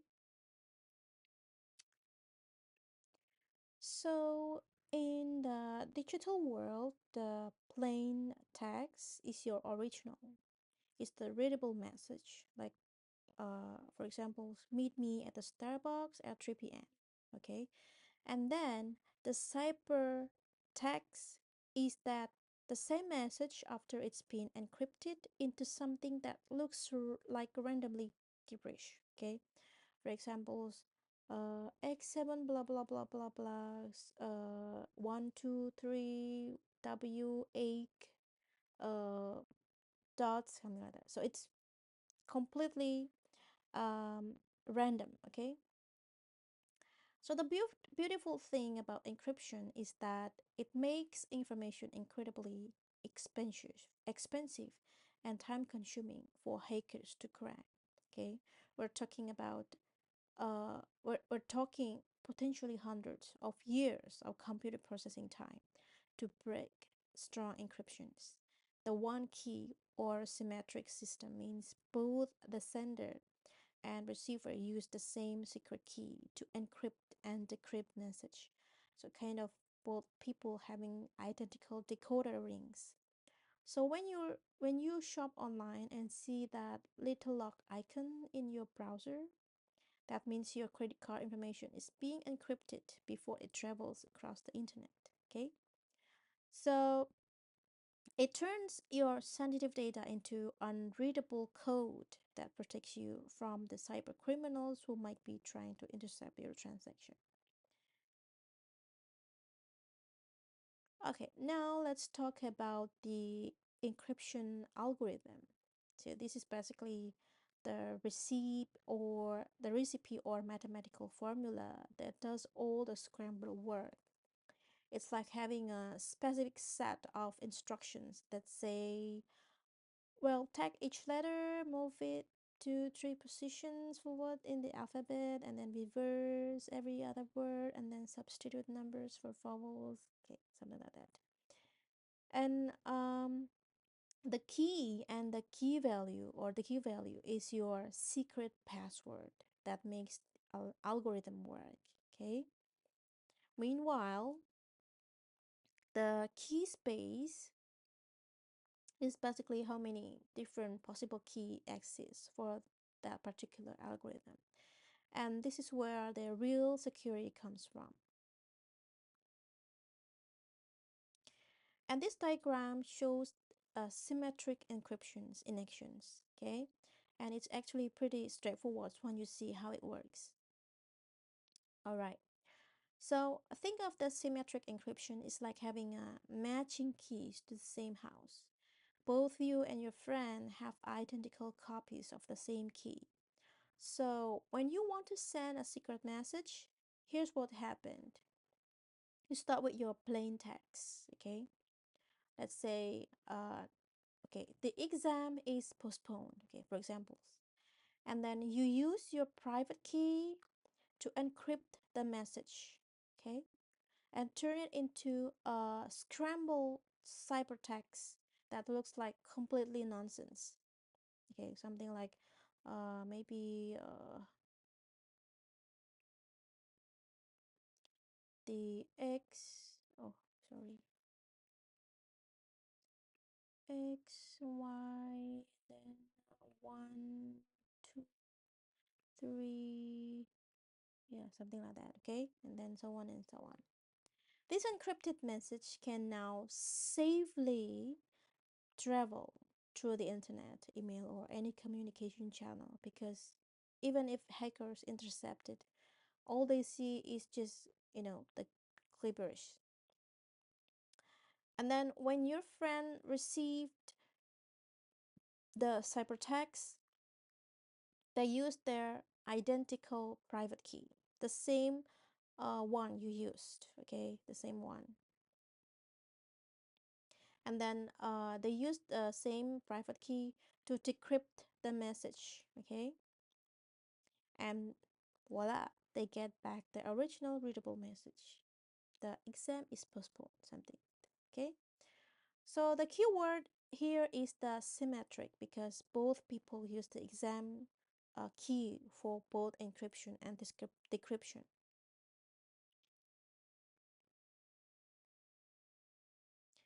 Now let's talk about symmetric key encryption, okay.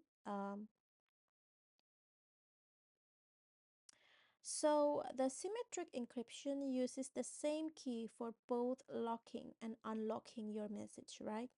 The thing that we just done previously. So we have a single key that can both lock and unlock your diary. Now, let me tell you about DAS. Okay, DAS. It stands for Data Encryption Standard. And this is a perfect real world example on how symmetric encryption actually works in practice. The DAS was like the gold standard of encryption back in the day.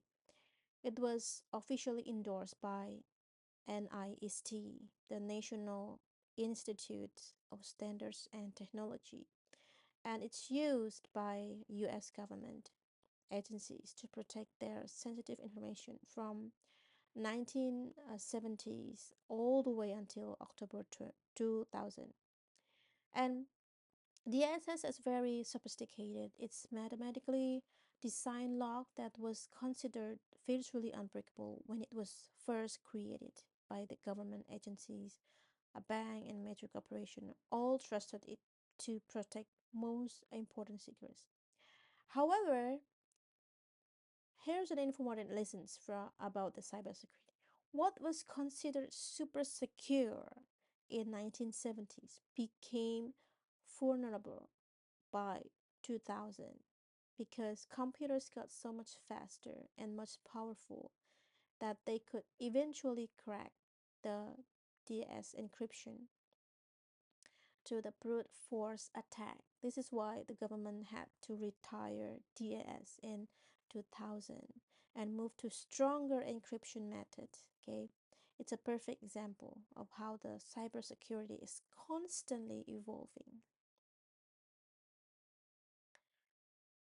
Now let's talk about a completely different and much more clever type of encryption. It's called a public key infrastructure. This is going to blow your mind because it solved the biggest problem we had with symmetric encryptions, okay? Remember how with the symmetric encryptions, people needed to have the same secret key, right? And you had to someone somehow safely share that key beforehand.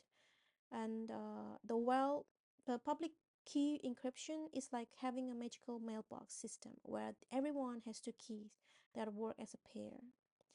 The public key that can they can share with the entire world, and the private key that can keep completely secret and never share with anyone. Here's the amazing part. These two keys are mathematically connected, but they do opposite things.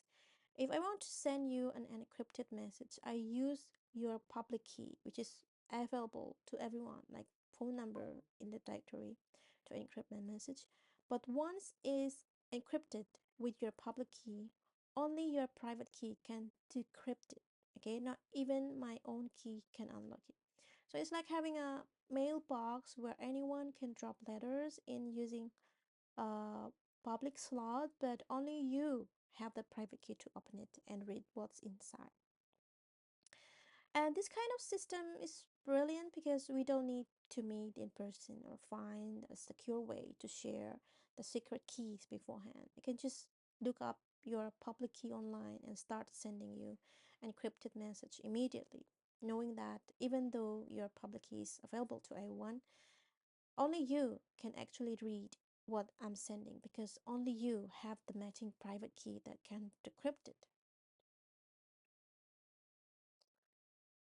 Okay, and now about the digital signature or digital certificate, which is like having a tamper-proof seal on your message that validates both the sender and the timestamp of the transaction.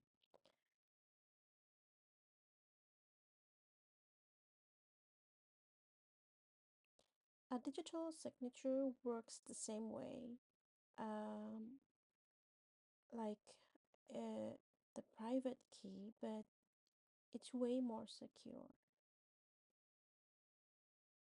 It creates a unique mathematics like the private key, like fingerprint that proves the message came from you and has not been altered since you sent it. Okay? Okay, now it's not get technical, okay? But it's quite fascinating. This process uses something called a hash function, which is like a mathematical blender that takes your entire message and then converts it into a short unique string of character. It's like, kind of taking a whole book and creating a unique barcode that represents that exact book. So even if you change just one letter in the original message, the hash function will produce a completely different result. And then it comes to MD, the message digest. It's basically that final fingerprint or summary code that gets created after the hash function has been applied to your message.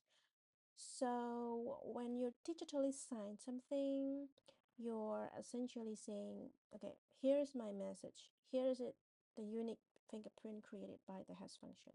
And here is my digital signature proving that I created this exact fingerprint. It makes it virtually impossible for someone to forge your message or deny that you sent it. Okay, so this diagram shows the complete process of the digital signatures. Okay, so it's step by step. It starts when the sender has a message or contract they want to send securely.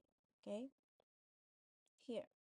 And then in step two, they run this message through a hash function, which creates a unique fingerprint, okay, called a message digest.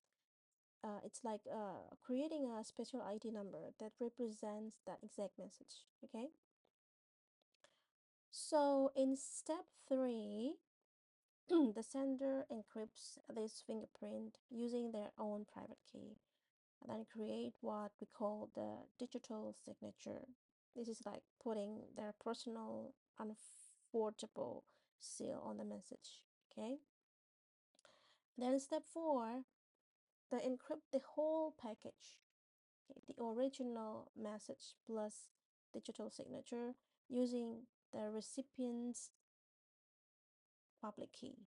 Okay, and then creating a digital envelope that only the recipient can open.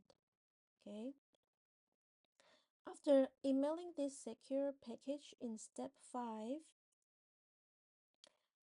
the recipient gets to work. They first decrypt the envelope using their private key in step 6, and then which gives them both of the original message and the sender's digital signatures. Now comes uh, the verification magic. Okay, in step 7, the recipient decrypts the digital signature using the sender's public key, which reveals the original message digest. And in step 8, okay, in step 8, they run the receipt message through the same hash functions to create a new message digest. Okay, and finally in step 9, they compare these two digests. Okay, if they match perfectly, it proves the things. The message definitely came from the claimer, the claim sender, the authentication, and the message wasn't altered during the transmission. Okay, so it's like having a tamper-proof system that combines a unique fingerprint, a personal seal, and a secure delivery method all in one.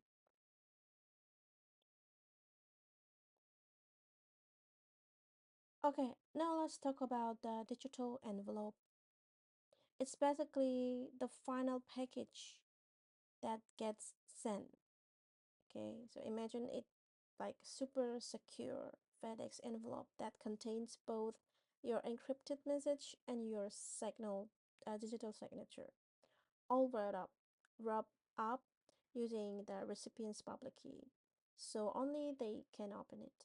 So it's like putting a signed letter inside a lock box that only the intended person can unlock it. Okay, now let's talk about the certificate authorities. So it's like ID card office of the internet. They are trusted third party organizations that issue and verify digital certificates to prove that a public key actually belongs to who it claims to belong to. Think of them like a government office, okay, that issues your driver license, something like that, okay? And then finally, the SSL, okay, secure socket layer. It's what makes all these encryptions happens automatically when you browse the web. Okay. So when you see a lock icon, okay, lock icon on the website, on the browsers when you're shopping online or logging into your bank account, that's the SSL working behind the scenes. Okay. Okay, now let's move on to Defense 2, okay, which is all about securing the actual networks that e-commerce runs on. Okay, so it's like, building protective barriers around the digital highways where all your online shopping data travels. And a firewall is basically having a super smart security checkpoints or borders control between different networks. Okay, so it's like a single gateway where all the internet traffic has to pass through. And this digital guard is means every single piece of data trying to enter or leave your network. And the firewall, okay, acts like a bouncer at a club who checks everyone's ID. Okay.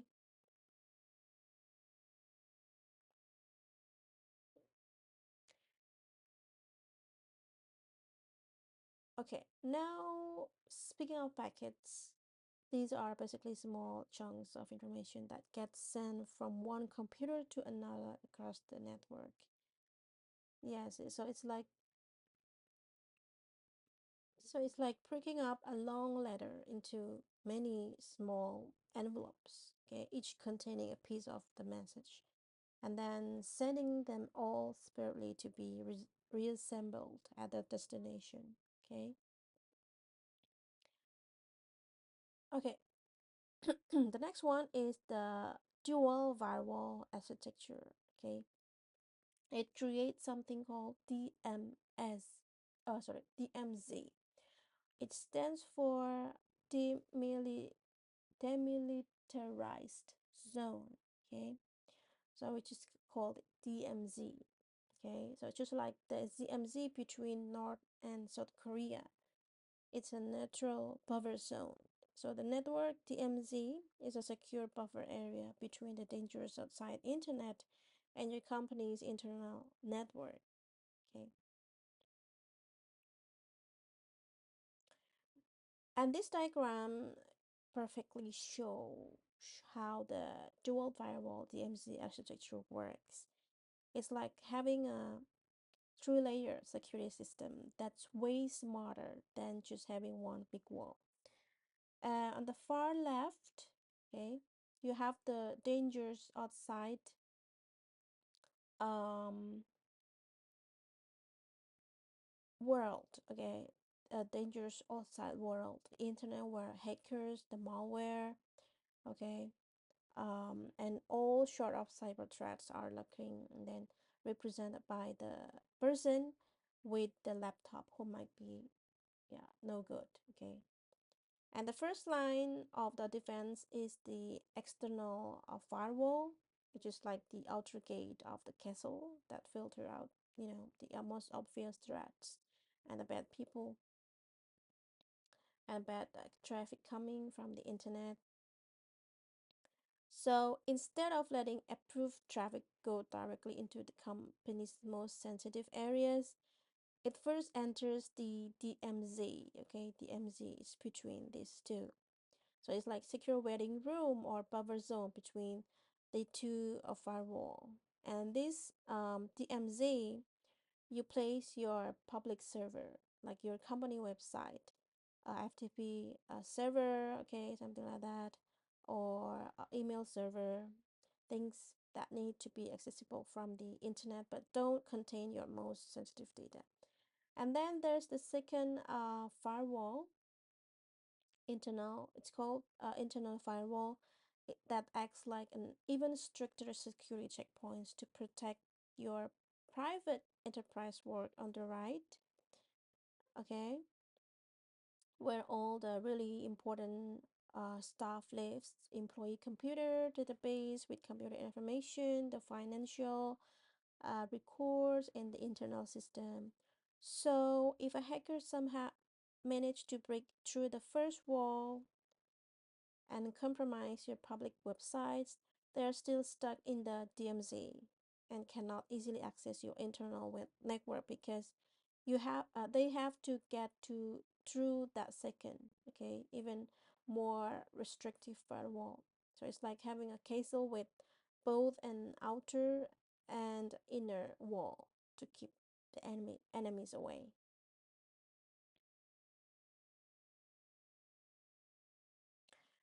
All right, so now let's talk about the next one that it's called personal firewall. It's like having a security guard at the entrance of your apartment building.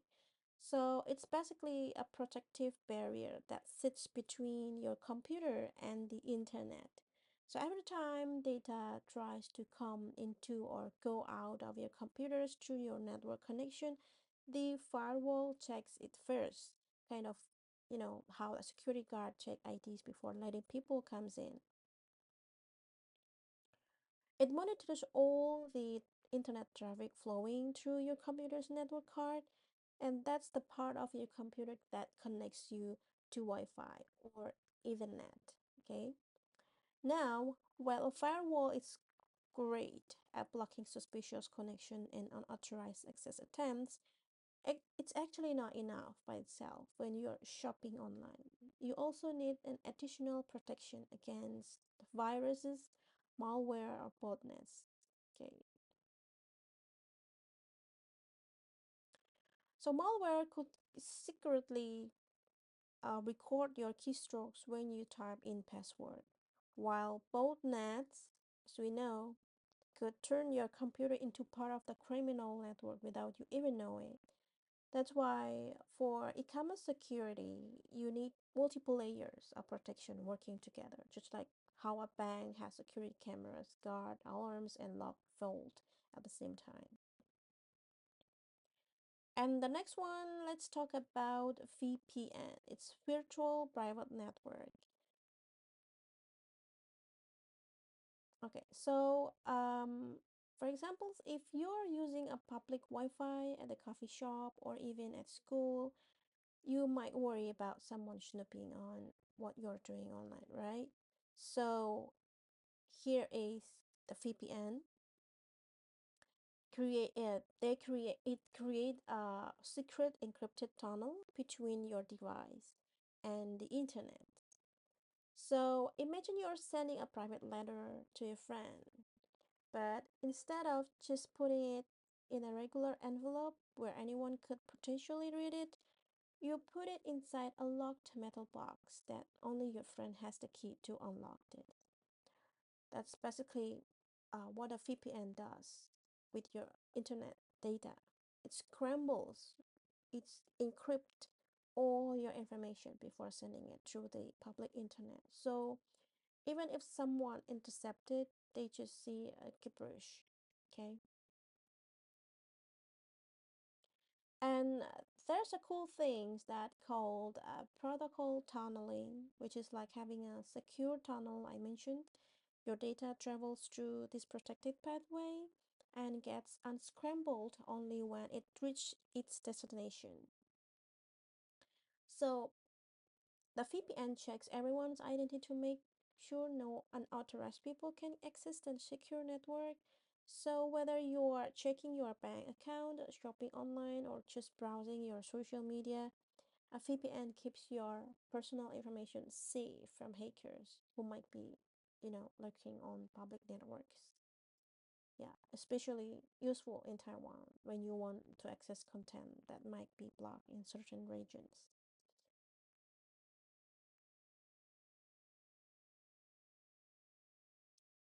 Okay, now let's talk about the IDS, the intrusion detection system.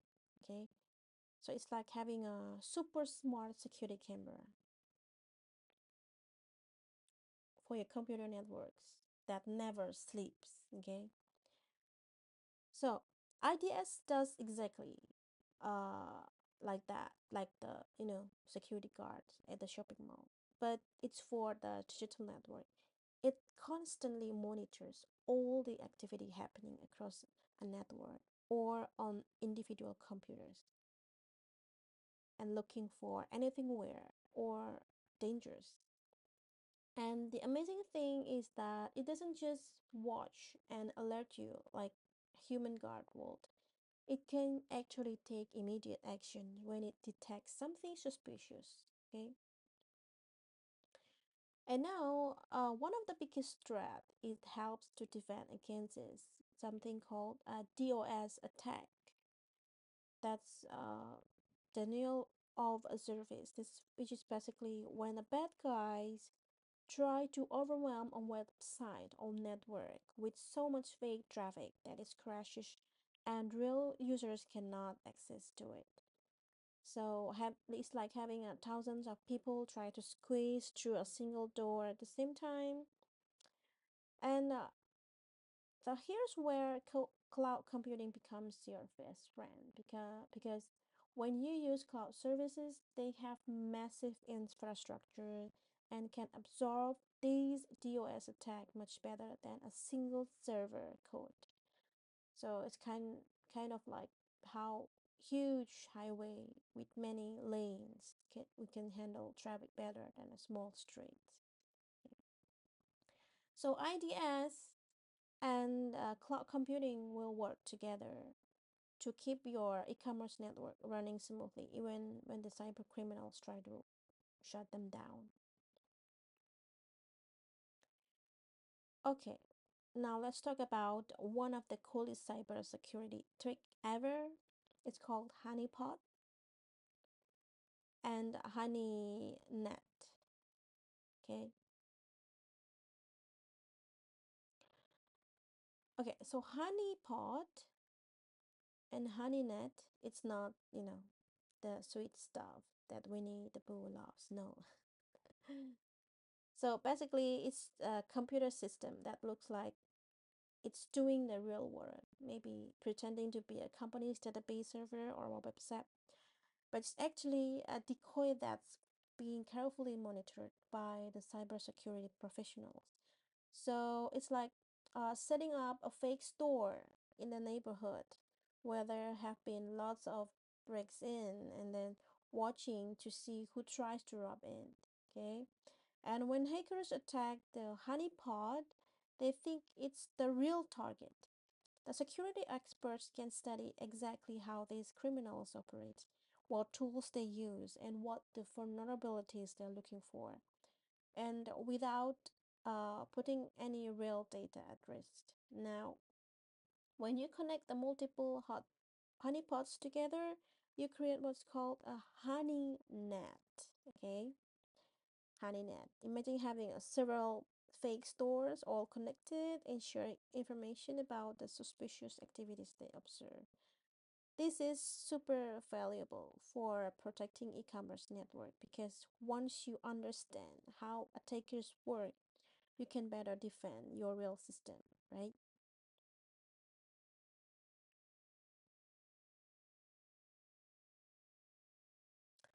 Okay, now the general control. So general control is like overall security system of the university. Like NTHU or NTU has campus-wide security measures like ID card access at the entrance, the security guards patrolling the grounds, and the CCTV cameras everywhere. This protection, this protect the entire campus regardless of whether you are going to the library, engineering building, or cafeteria. The general controls work the same way for a computer system. They are broad security measures that protect the whole IT infrastructure. So, like securing the physical servers in the data centers, controlling who can access the building where computers are stored, and managing user password across all the system. And now let's talk about the application control. It's more like specific security measures for individual department or labs. It's like, having a semester lab has a special safety protocols, okay? The key card access and then equipments that only chemistry students can use, while the computer lab has different rules and software restrictions. So, yes, it's quite similar with the application controls. It's customized security measures designed to protect specific software programs or application.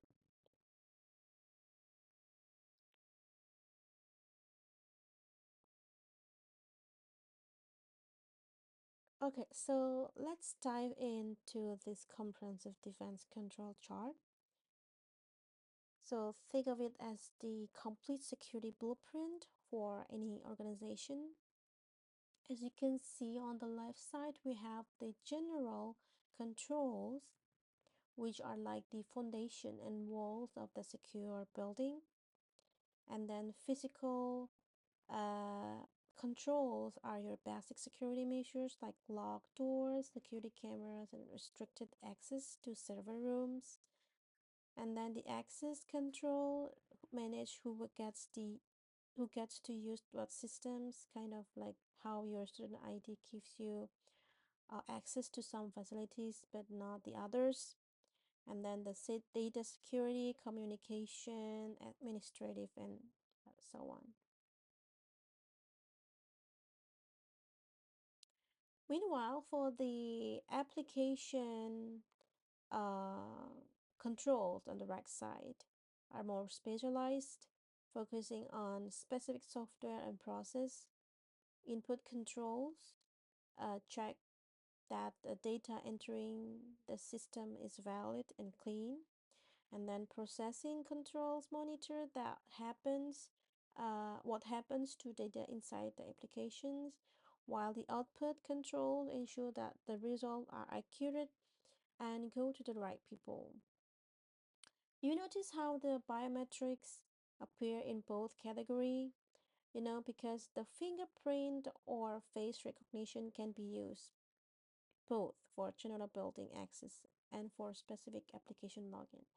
And then the web controls are especially important nowadays since most of our interactions happen online, and they include, the authentication, is proving who you are, and then encryptions, which scrambling the data so others cannot read it, and then some other protective tools like firewall, and then the virus protection, and yeah, it's all whole system like layers of security at the bank. So you need multiple checkpoints working together to create truly robust protection.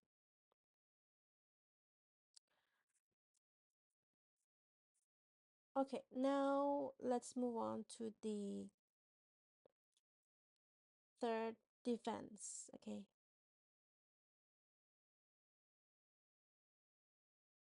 so this is like intelligent agents.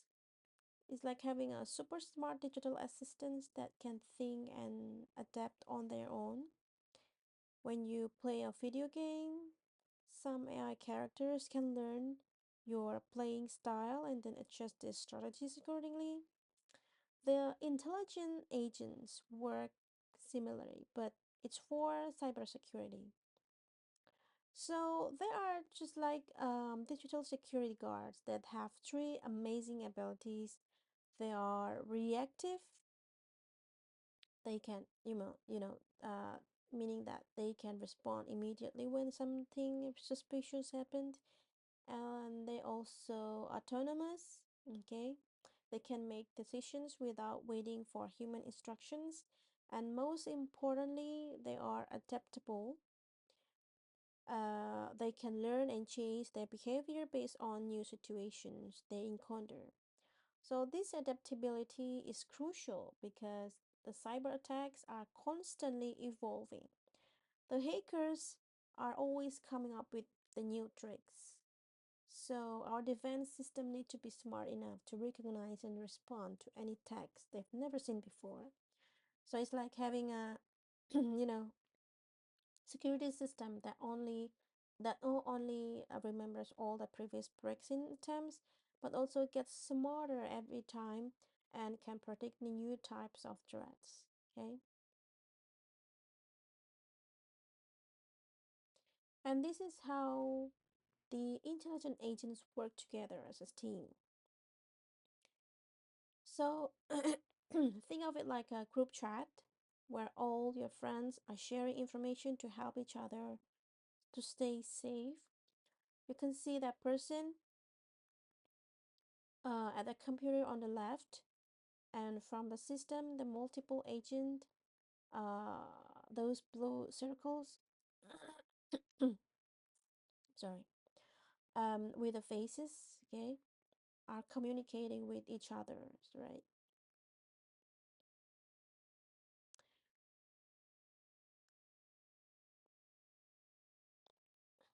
And they are communicating across the secure internet connections. And notice how they are all connected by lines with the little padlock system, okay? And their conversations are encrypted and private. And now these agents are like having a network of smart security guards who constantly talk to each other and share what they have learned about the potential threats. And you need to look closely. Some of those blue circles have little uh, devil horns on them. Okay, and this represents the malicious agents. basically the bad guy is trying to infiltrate the network and cause trouble. And the amazing thing is that the good agents can detect these troublemakers and use those scissors to cut them off from the group. So essentially kicking them out of the secure network. Okay.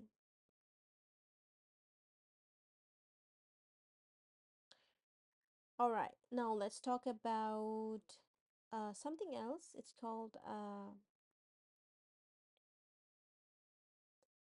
controlling assault, the assault of non-solicited pornography and marketing act. Okay, or we can uh, call it can spam. Okay, that was created specifically to fight these kind of problems. Okay, um, basically it's designed to stop people from bombarding you with unwanted promotional emails and inappropriate material. And this law makes it an actual crime for companies or individuals to send you commercial emails that have fake or misleading information in the sender's name, subject line, or message headers. Think about all those sketchy emails you've probably received claiming to be from your bank or a famous company, but when you look closely, the sender's address looks suspicious, or the subject line promise something too good to be true. So, under this law, sending those deceptive emails can land someone in serious legal trouble. So, this is especially relevant to you as a student because you're probably getting emails about everything from part time jobs to study abroad programs. And this law helps to ensure that legitimate business have to be honest about who they are and they are really offering you what they are really offering you. Okay.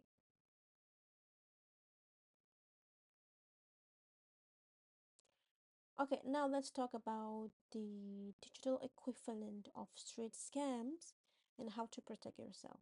Okay. You've all experienced those super annoying pop up ads that suddenly appear when you're trying to study online, right? Well, protecting against pop up is just the beginning. We also need to defend against much more sophisticated trick called social engineering attacks. Think of social engineering is like a con artist who tries to manipulate you psychologically rather than using technical hacking. So they might pretend to be your friend, an authority figure, or someone in distress to trick you into giving away sensitive information. And the phishing is probably the most common type you'll encounter. And these are fake emails or websites that look legitimate, okay, but actually trying to steal your password or personal data. And then there's a malvertising, which is when the criminals place malicious code inside what looks like a normal online advertisement. So even clicking it seeming innocent for shoes or food, it could be in fact your computers. Okay, and then the other one, the scary one, is called a spyware. Okay, spyware, which is software that secretly installs itself on your computer, on your device to monitor everything you do and steal your information without you even knowing it's there. So the best defense against all of these threats is just, yeah, combination of the good policies, proper training, learning to recognize suspicious emails and websites, and developing the healthy skepticism. Okay. Okay, next up, Let's talk about the business continuity and then this disaster recovery, security auditing, and risk management. Okay, business continuity and disaster recovery planning, it's very important in our modern world. You know how Taiwan occasionally faces typhoons, earthquakes, and many other, yeah, and any other natural disasters, right? So imagine if your favorite online shopping platform like Shopee or your banking app suddenly went offline for weeks because their servers got damaged. That would be a nightmare, right? So yeah, that's exactly why companies need to plan for this situation ahead of time.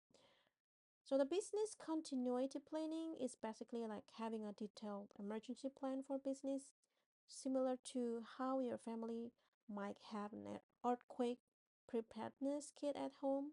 The key concept here is the disaster avoidance, which focus on prevention rather than just reaction. So it's like wearing a helmet while riding a scooter instead of just hoping you won't crash, right? And the company tries to minimize the chances of disasters happening in the first place by doing things like, backing up their data in multiple locations, using fire resistant materials in their server rooms, training the employees on safety procedures, and even choosing office locations that are less prone to natural disasters. So for students like you, this is especially relevant because many of the services you rely on daily, from online classes to digital payment systems, depend on companies having solid disaster avoidance strategies to keep running smoothly, even when unexpected problems occur. And this diagram show us how the companies create a complete safety net for when things go wrong. And it's like a well coordinated emergency response system. And this is just like how Taiwan handles typhoons. At the center, we have a total continuity program management, which is like the central command center that oversees everything. They handle overall project management, crisis response, assessment, and they study what other companies in the same industry are doing. And now this connects to four key areas that works together in the cycle. First, the business continuity program design is where the companies figure out exactly what they need to keep running. Like we absolutely must keep our payment system working even if our main office floods. Okay, it's evaluate what resource they currently have and create a detailed plan for staying operational. Next, the IT recovery program design. It's focused especially on the technical side. It's assessing what computer systems and network are most critical and then developing step by step procedures to get them back online and designing backup solutions. And then we move to the next one is called an IT recovery program design. So which is where the rubber meets the road. Okay, this involve actually carrying out the recovery task when the disaster strikes, and testing these procedures regularly. It's like a fire drills, and running practice exercise to make sure everything works smoothly. And this cycle completes all this experience feedback into improving the overall programs. Okay. Okay.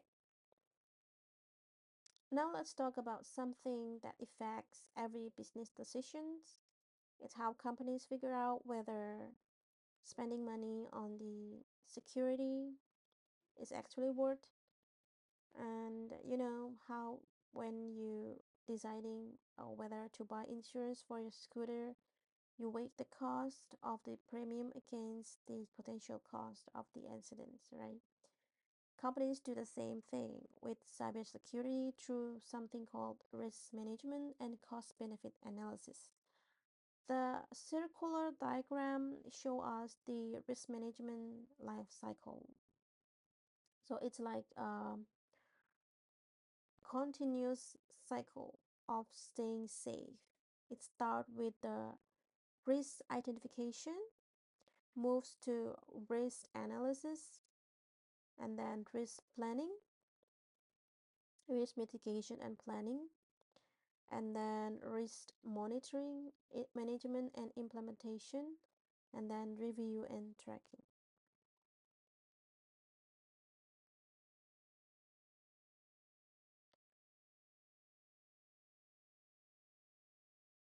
Okay, now let's move on to the next part, how to implement the enterprise e-commerce security. So this is very crucial for any company doing business online. Um, if we want to implement security across their entire organizations, not just in one department, how when your university wants to implement a new policy, it needs support from the president, from deans and department heads to actually work, right? So the same thing happens with the e-commerce security. It absolutely requires what we call a senior management commitment and support to be successful. And this diagram shows us this concept of the unified front, which means everyone from the CEO down to the IT staff needs to be on the same page about the security priorities. And look at how the flowchart. It starts with the senior management commitment and support, then moves through security policies and training, security procedures and enforcement, and finally the security tools, hardware, and software. This progression makes perfect sense because you cannot just buy expensive security software and expect it to magically protect the company.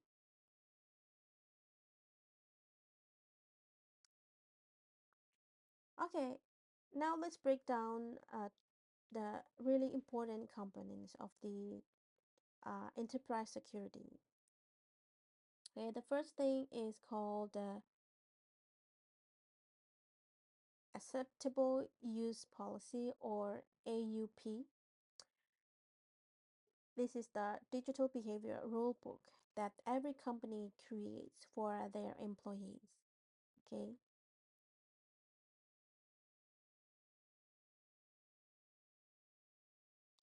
so companies need a clear guideline about how the employees can use company network, devices, customer data, and other digital resources.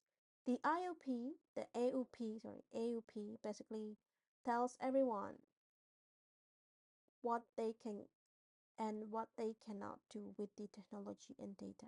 Okay, so it covers everything from not sharing password to being careful with customer information to avoid suspicious website. And then now the second one is the business impact analysis, okay, BIA. It's like a company's emergency preparedness assessment.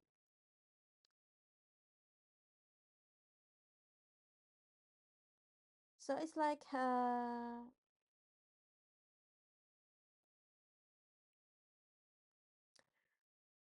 so it calculates the financial damage if their online system go down, figure out the minimum resources needed to recover, and creates the priority list for what to restore first.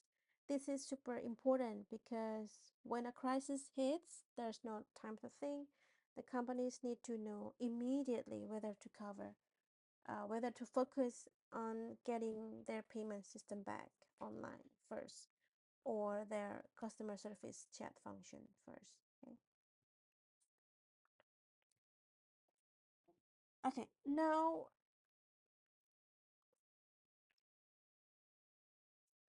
let's talk about why it's so tricky stop online crime, especially when we're talking about e-commerce security for a whole company. So the slide points out a few key reasons. The first, if we make security too tight, it can be a hassle for customers to shop, right? Yeah, like all those extra password or verification step, it's very annoying. And the second, sometimes credit card companies and internet providers don't work together as well as they could, which make it harder to track down the criminals. And the third one, this is the big one. A lot of the time shoppers are just not careful enough. We might use weak password or click on suspicious links. And finally, many people and business just ignore the best practice for the e-commerce security. So, in this slide, it also mentions an organization called CompTIA, Computing Technology Industry Association, which is a great resource. They are a non-profit group that provides really good research and guidelines to help us all be safer online. Okay.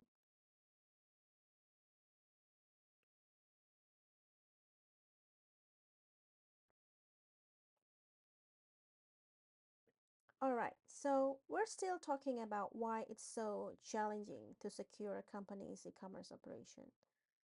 This slide points out two big problems. The first one is the design and architecture issue. This is about the very foundation of the security system. It's like building a house. If you use a bad blueprint from the beginning, no matter how nice the furniture is inside, the house will always have problem.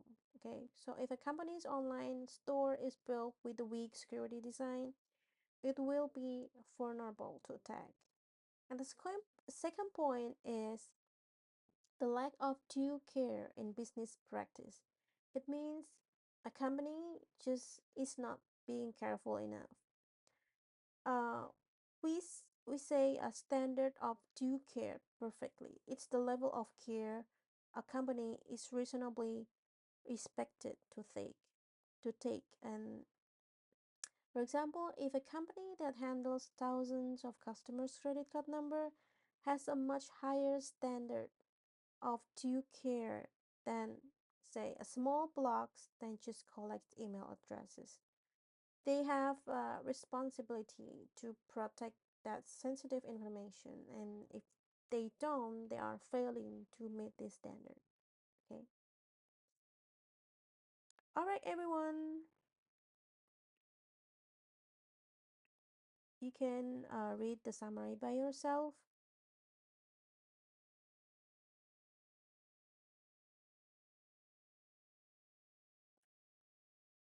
That's all of chapter 9, and I will see you in the next chapter of chapter 10. Okay, goodbye.